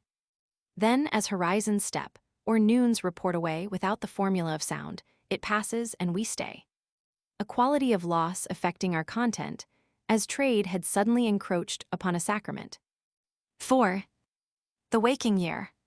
A lady read upon the hill, her annual secret keeps. A lady white within the field in placid lily sleeps. The tidy breezes with their brooms sweep vale, and hill and tree. Prithee, my pretty housewives, who may expected be? The neighbors do not yet suspect. The woods exchange a smile orchard and buttercup and bird in such a little while. And yet how still the landscape stands, how nonchalant the wood, as if the resurrection were nothing very odd. 5. To March. Dear March, come in, how glad I am, I looked for you before. Put down your hat, you must have walked, how out of breath you are. Dear March, how are you and the rest? Did you leave nature well? Oh March, come right upstairs with me, I have so much to tell. I got your letter and the birds. The maples never knew that you were coming, I declare. How red their faces grew. But March, forgive me and all those hills you left for me to hew, there was no purple suitable, you took it all with you. Who knocks? That April lock the door, I will not be pursued. He stayed away a year, to call when I am occupied. But trifles look so trivial as soon as you have come, that blame is just as dear as praise and praise as mere as blame. 6. March. We like March, his shoes are purple. He is new and high, makes he mud for dog and peddler, makes he forest dry, knows the adder's tongue his coming, and begets her spot. Stands the sun so close and mighty that our minds are hot. News is he of all the others, bold it were to die with the bluebirds buccaneering on his British sky. 7. Dawn. Not knowing when the dawn will come I open every door, or has it feathers like a bird, or billows like a shore. 8. A murmur in the trees to note, not loud enough for wind. A star not far enough to seek, nor near enough to find. A long, long yellow on the lawn, a hubbub as of feet, not audible, as hours to us, but dapperer, more sweet. A hurrying home of little men to houses unperceived, all this, and more, if I should tell, would never be believed. Of robins in the trundle bed, how many I espy whose nightgowns could not hide the wings, although I heard them try. But then I promised ne'er to tell. How could I break my word? So go your way and I'll go mine, no fear you'll miss the road. 9. Morning is the place for dew, corn is made at noon, after dinner light for flowers, dukes for setting sun. 10. To my quick ear the leaves conferred, the bushes they were bells, I could not find a privacy from nature's sentinels. In cave if I presumed to hide, the walls began to tell, creation seemed a mighty crack to make me visible. 11. A rose. A sepal, petal, and a thorn upon a common summer's morn, a flash of dew, a bee or two, a breeze, a caper in the trees, and I'm a rose. 12. High from the earth I heard a bird, he trod upon the trees as he esteemed them trifles, and then he spied a breeze, and situated softly upon a pile of wind which in a perturbation nature had left behind. A joyous-going fellow I gathered from his talk, which both of benediction and badinage partook, without apparent burden. I learned, in leafy wood he was the faithful father of a dependent brood, and this untoward transport his remedy for care, a contrast to our respites. How different we are. 13. Cobwebs. The spider as an artist has never been employed, though his surpassing merit is freely certified. By every Broom and Bridget throughout a Christian land, neglected son of genius, I take thee by the hand. 14. A well. What mystery pervades a well? The water lives so far, like neighbor from another world residing in a jar. The grass does not appear afraid. I often wonder he can stand so close and look so bold at what is dread to me. Related somehow they may be, the sedge stands next the say, where he is floorless, yet of fear no evidence gives he. But nature is a stranger yet. The ones that sight her most have never passed her haunted house, nor simplified her ghost. To pity those that know her not is helped by the regret that those who know her less the nearer her they get. 15. To make a prairie it takes a clover and one bee, one clover and a bee, and reverie. The reverie alone will do if bees are few. 16. The wind. It's like the light, a fashionless delight. It's like the bee, a dateless melody. It's like the woods, private like breeze, phraseless, yet it stirs the proudest trees. It's like the morning, best when it's done, the everlasting clocks chime noon. 17. A dew sufficed itself and satisfied a leaf, and felt, how vast a destiny, how trivial is life. The sun went out to work, the day went out to play, but not again that dew was seen by physiognomy. Whether by day abducted, or emptied by the sun into the sea, in passing, eternally unknown. 18. The woodpecker. His bill an auger is, his head, a cap and frill. He laboreth at every tree, a worm his utmost goal. 19. A snake. Sweet is the swamp with its secrets, until we meet a snake. Tea is then we sigh for houses, and our departure take at that enthralling gallop that only childhood knows. A snake is summer's treason, and guile is where it goes. 20. Could I but ride indefinite, as doth the meadow bee, and visit only where I liked, and no man visit me. And flirt all day with buttercups, and marry whom I may, and dwell a little everywhere, or better, run away. With no police to follow, or chase me if I do, till I should jump peninsulas to get away from you. I said, but just to be a bee upon a raft of air, and row in nowhere all day long, and anchor off the bar, what liberty? So captives deem who tight in dungeons are. 21. The moon. The moon was but a chin of gold a night or two ago, and now she turns her perfect face upon the world below. Her forehead is of amplest blonde, her cheek like beryl stone, her eye unto the summer do the likest I have known. Her lips of amber never part, but what must be the smile upon her friend she could bestow were such her silver will. And what a privilege to be but the remotest star, for certainly her way might pass beside your twinkling door. Her bonnet is the firmament, the universe her shoe, the stars the trinkets at her belt, her dimities of blue. 22. The bat. The bat is done with wrinkled wings like fallow article, and not a song pervades his lips, or none perceptible. His small umbrella, quaintly halved, describing in the air an arc alike inscrutable, elate philosopher. Deputed from what firmament of what astute abode, empowered with what malevolence auspiciously withheld. To his adroit creator ascribe no less the praise, beneficent, believe me, his eccentricities. 23. The balloon. You've seen balloons set, haven't you? So stately they ascend it is as swans discarded you for duty's diamond. Their liquid feet go softly out upon a sea of blonde, they spurn the air as 'twere too mean for creatures so renowned.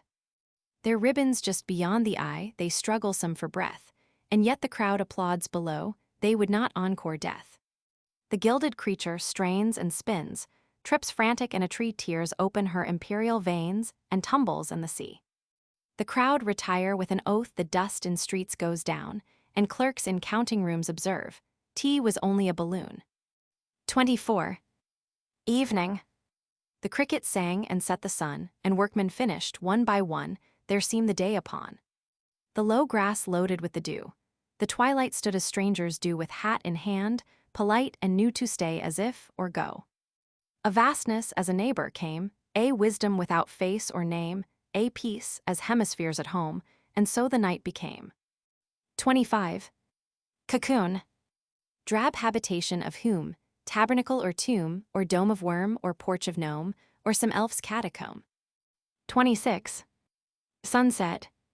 A sloop of amber slips away upon an ether sea and wrecks in peace a purple tar, the sun of ecstasy. 27. Aurora. Of bronze and blaze the north, tonight, so adequate its forms, so preconcerted with itself, so distant to alarms, and unconcerned so sovereign to universe or me, it paints my simple spirit with tints of majesty, till I take vaster attitudes, and strut upon my stem, disdaining men and oxygen for arrogance of them. My splendors are menagerie, but their competeless show will entertain the centuries when I am, long ago, an island in dishonored grass, whom none but daisies know. 28. The coming of night. How the old mountains drip with sunset, and the break of dawn, how the hemlocks are tipped in tinsel by the wizard sun. How the old steeples hand the scarlet, till the ball is full, have I the lip of the flamingo that I dare to tell. Then how the fire ebbs like billows, touching all the grass with a departing sapphire feature, as if a duchess pass. How a small dusk crawls on the village till the house is blot, and the odd flambeaux no men carry glimmer on the spot. Now it is night in nest and kennel, and where was the wood, just a dome of abyss is nodding into solitude. These are the visions baffled Guido, Titian never told, Domnichino dropped the pencil, powerless to unfold. 29. Aftermath. The murmuring of bees has ceased, but murmuring of some posterior, prophetic, has simultaneous come. The lower meters of the year, when nature's laugh is done, the revelations of the book whose genesis is June.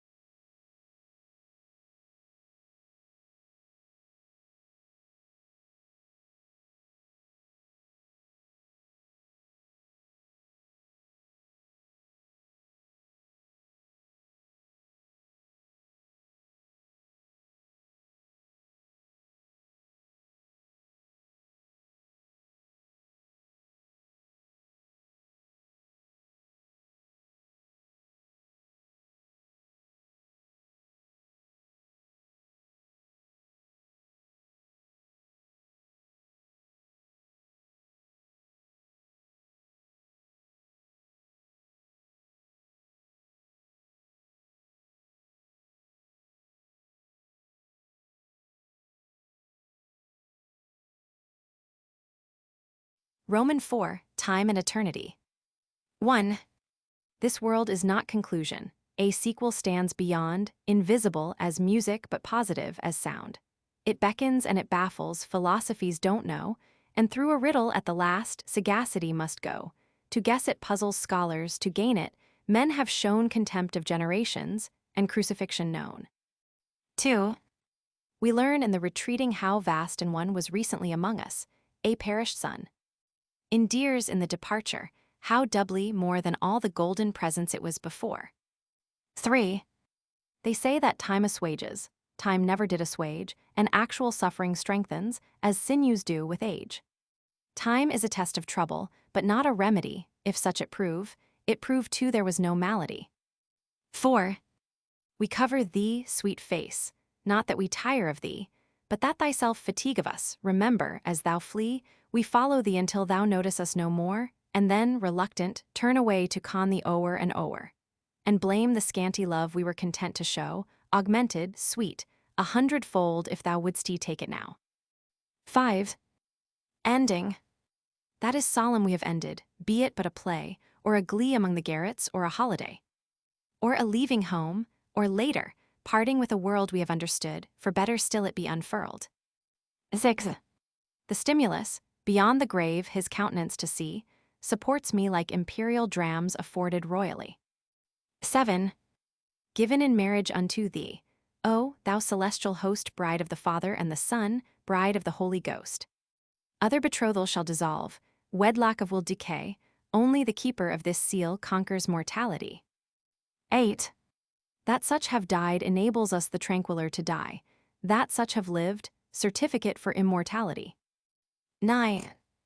They won't frown always. Some sweet day when I forget to tease, they'll recollect how cold I looked, and how I just said please. Then they will hasten to the door to call the little child, who cannot thank them for the ice that on her lisping piled. 10. Immortality. It is an honorable thought, and makes one lift one's hat, as one encountered gentlefolk upon a daily street. That we've immortal place, though pyramids decay and kingdoms like the orchard flit russetly away. 11. The distance that the dead have gone does not at first appear. Their coming back seems possible for many an ardent year. And then, that we have followed them, we more than half suspect. So intimate have we become with their dear retrospect. 12. How dare the robins sing, when men and women hear who since they went to their account have settled with the year? Paid all that life had earned in one consummate bill, and now, what life or death can do is immaterial. Insulting is the sun to him whose mortal light, beguiled of immortality, bequeaths him to the night. In deference to him extinct be every hum, whose garden wrestles with the dew at daybreak overcome. 13. Death. Death is like the insect menacing the tree, competent to kill it, but decoyed may be. Bait it with the balsam, seek it with the knife, baffle if it cost you everything in life. Then, if it have burrowed out of reach of skill, ring the tree and leave it, is the vermin's will. 14. Unwarned. 'Tis sunrise, little maid, hast thou no station in the day? Was not thy wont to hinder so, retrieve thine industry. 'Tis noon, my little maid, alas, and art thou sleeping yet? The lily waiting to be wed, the bee dost thou forget. My little maid, is night, alas, that night should be to thee instead of morning. Hadst thou broached thy little plan to me, dissuade thee if I could not, sweet, I might have aided thee. 15. Each that we lose takes part of us. A crescent still abides, which, like the moon, some turbid night, is summoned by the tides. 16. Not any higher stands the grave for heroes than for men, not any nearer for the child than numb 70. This latest leisure equal lulls the beggar and his queen, propitiate this democrat by summer's gracious mien. 17. Asleep. As far from pity as complaint, as cool to speech as stone, as numb to revelation as if my trade were bone. As far from time as history, as near yourself today as children to the rainbow's scarf, or sunset's yellow play. To eyelids in the sepulchre, how still the dancer lies, while colors revelations break and blaze the butterflies. 18. The spirit. 'Tis whiter than an Indian pipe. Is dimmer than a lace, no stature has it, like a fog when you approach the place. Not any voice denotes it here or intimates it there. A spirit, how doth it accost? What customs hath the air? This limitless hyperbole each one of us shall be. Is drama, if hypothesis, it be not tragedy. 19. The monument. She laid her docile crescent down, and this mechanic stone still states, to dates that have forgot, the news that she is gone. So constant to its stolid trust, the shaft that never knew, it shames the constancy that fled before its emblem flew. 20. Bless God, he went as soldiers, his musket on his breast. Grant, God, he charged the bravest of all the martial blessed. Please God, might I behold him in epauletted white. I should not fear the foe then, I should not fear the fight. 21. Immortal is an ample word when what we need is by, but when it leaves us for a time, is a necessity. Of heaven above the firmest proof we fundamental know, except for its marauding hand, it had been heaven below. 22.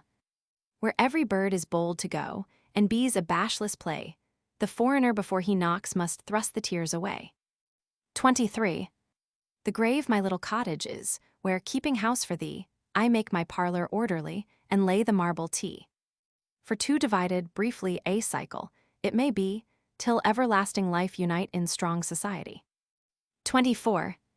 This was in the white of the year, that was in the green. Drifts were as difficult then to think as daisies now to be seen. Looking back is best that is left, or if it be before, retrospection is prospect's half, sometimes almost more. 25. Sweet hours have perished here. This is a mighty room. Within its precincts hopes have played, now shadows in the tomb. 26. Me, come, my dazzled face in such a shining place. Me, here, my foreign ear the sounds of welcome near. The saints shall meet our bashful feet. My holiday shall be that they remember me. My paradise, the fame that they pronounce my name. 27. Invisible. From us she wandered now a year, her tarrying unknown, if wilderness prevent her feet, or that ethereal zone. No eye hath seen and lived, we ignorant must be. We only know what time of year we took the mystery. 28. I wish I knew that woman's name, so, when she comes this way to hold my life and hold my ears, for fear I hear her say, she's sorry I am dead, again, just when the grave and I have sobbed ourselves almost to sleep, our only lullaby. 29. Trying to forget. Bereaved of all, I went abroad, no less bereaved to be upon a new peninsula, the grave preceded me.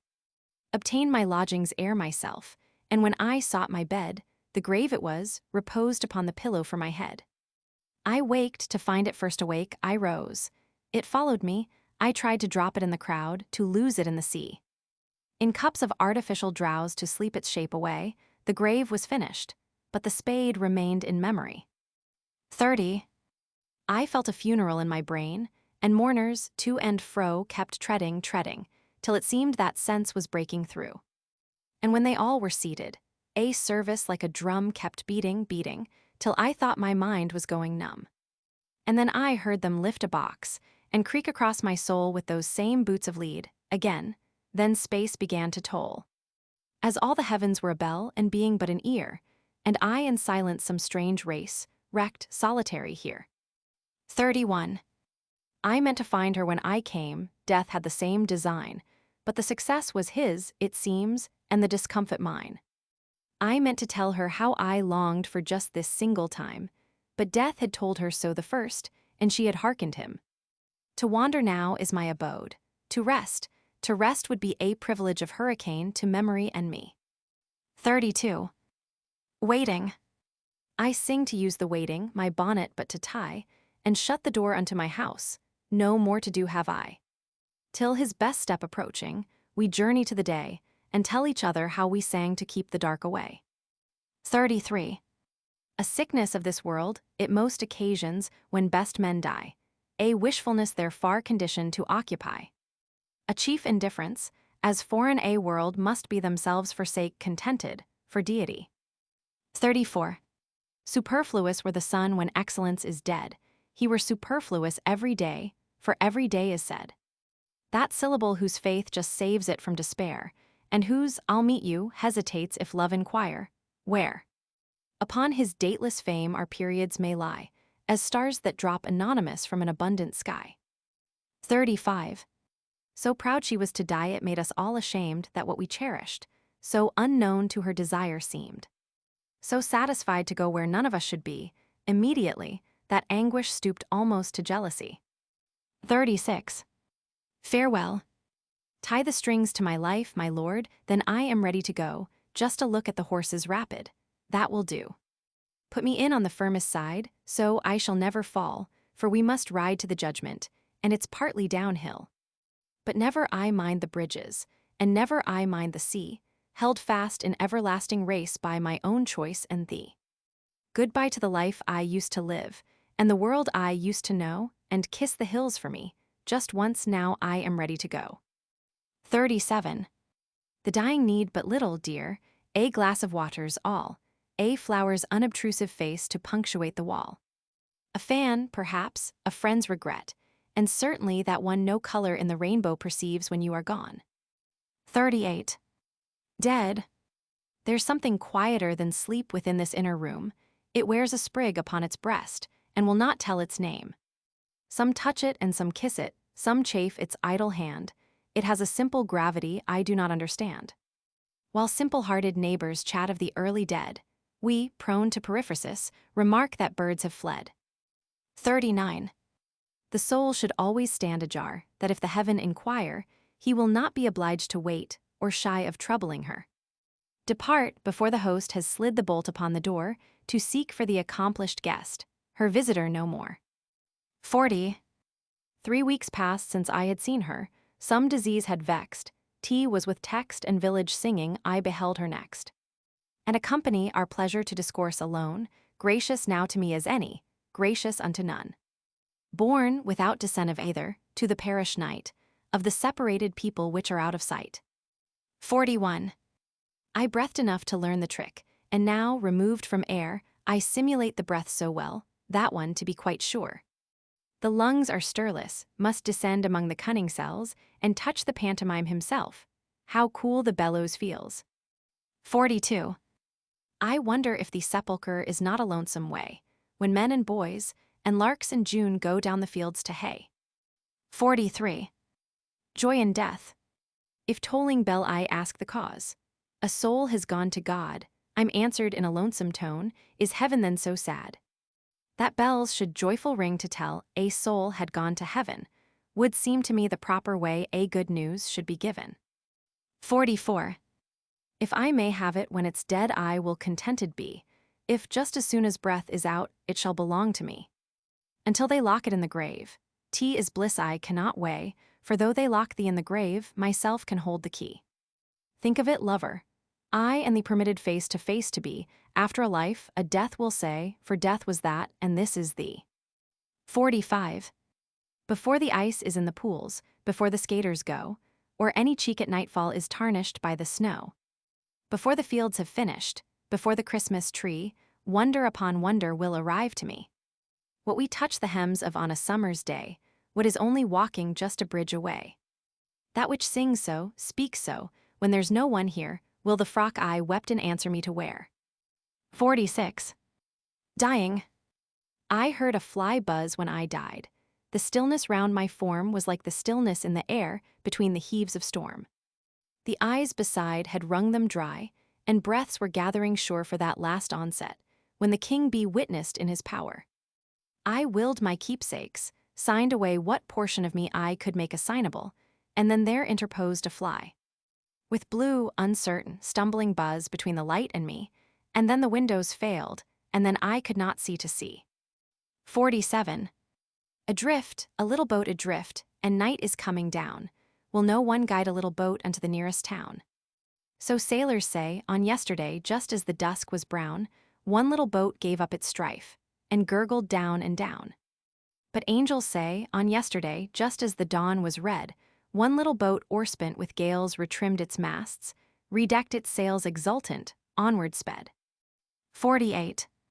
There's been a death in the opposite house as lately as today. I know it by the numb look such houses have alway. The neighbors rustle in and out, the doctor drives away. A window opens like a pod, abrupt, mechanically. Somebody flings a mattress out, the children hurry by. They wonder if it died on that, I used to when a boy. The minister goes stiffly in as if the house were his, and he owned all the mourners now, and little boys besides. And then the milliner, and the man of the appalling trade, to take the measure of the house. There'll be that dark parade. Of tassels and of coaches soon. It's easy as a sign, the intuition of the news in just a country town. 49. We never know we go, when we are going we jest and shut the door, fate following behind us bolts it, and we accost no more. 50. The soul's storm. It struck me every day, the lightning was as new as if the cloud that instant slit, and let the fire through. It burned me in the night, it blistered in my dream, it sickened fresh upon my sight with every morning's beam. I thought that storm was brief, the maddest, quickest by, but nature lost the date of this and left it in the sky. 51. Water is taught by thirst, land by the ocean's past, transport by throw, peace by its battles told, love by memorial mold, birds by the snow. 52. Thirst. We thirst at first. Tea is nature's act, and later, when we die, a little water supplicate of fingers going by. It intimates the finer want, whose adequate supply is that great water in the West termed immortality. 53. A clock stopped, not the mantles. Geneva's farthest skill can't put the puppet bowing that just now dangled still. An awe came on the trinket. The figures hunched with pain, then quivered out of decimals into degreeless noon. It will not stir for doctors, this pendulum of snow. The shopman importunes it, while cool, concernless know. Nods from the gilded pointers, nods from the seconds slim, decades of arrogance between the dial life and him. 54. Charlotte Bronte's grave. All overgrown by cunning moss, all interspersed with weed, the little cage of Currer Bell, in quiet Haworth laid. This bird observing others, when frosts too sharp became retire to other latitudes, quietly did the same. But differed in returning, since Yorkshire hills are green, yet not in all the nests I meet can nightingale be seen. Gathered from many wanderings, Gethsemane can tell through what transporting anguish she reached the asphodel. Soft fall the sounds of Eden upon her puzzled ear. Oh, what an afternoon for heaven, when Bronte entered there. 55. A toad can die of light. Death is the common right of toads and men, of earl and midge the privilege. Why swagger then? The gnat's supremacy is large as thine. 56. Far from love, the Heavenly Father leads the chosen child oftener, through realm of briar than the meadow mild. Oftener by the claw of dragon than the hand of friend, guides the little one predestined to the native land. 57. Sleeping. A long, long sleep. A famous sleep that makes no show for dawn by stretch of limb or stir of lid, an independent one. Was ever idleness like this, within a hut of stone to bask the centuries away, nor once look up for noon? 58. Retrospect. 'Twas just this time last year I died. I know I heard the corn, when I was carried by the farms, it had the tassels on. I thought how yellow it would look when Richard went to mill, and then I wanted to get out, but something held my will. I thought just how red apples wedged the stubble's joints between, and carts went stooping round the fields to take the pumpkins in. I wondered which would miss me least, and when Thanksgiving came, if father'd multiply the plates to make an even sum. And if my stocking hung too high, would it blur the Christmas glee, that not a Santa Claus could reach the altitude of me? But this sort grieved myself, and so I thought how it would be when just this time, some perfect year, themselves should come to me. 59. Eternity. On this wondrous sea, sailing silently, ho! Pilot, ho, knowest thou the shore where no breakers roar, where the storm is o'er? In the silent west many sails at rest, their anchors fast, thither I pilot thee, land, ho! Eternity ashore at last.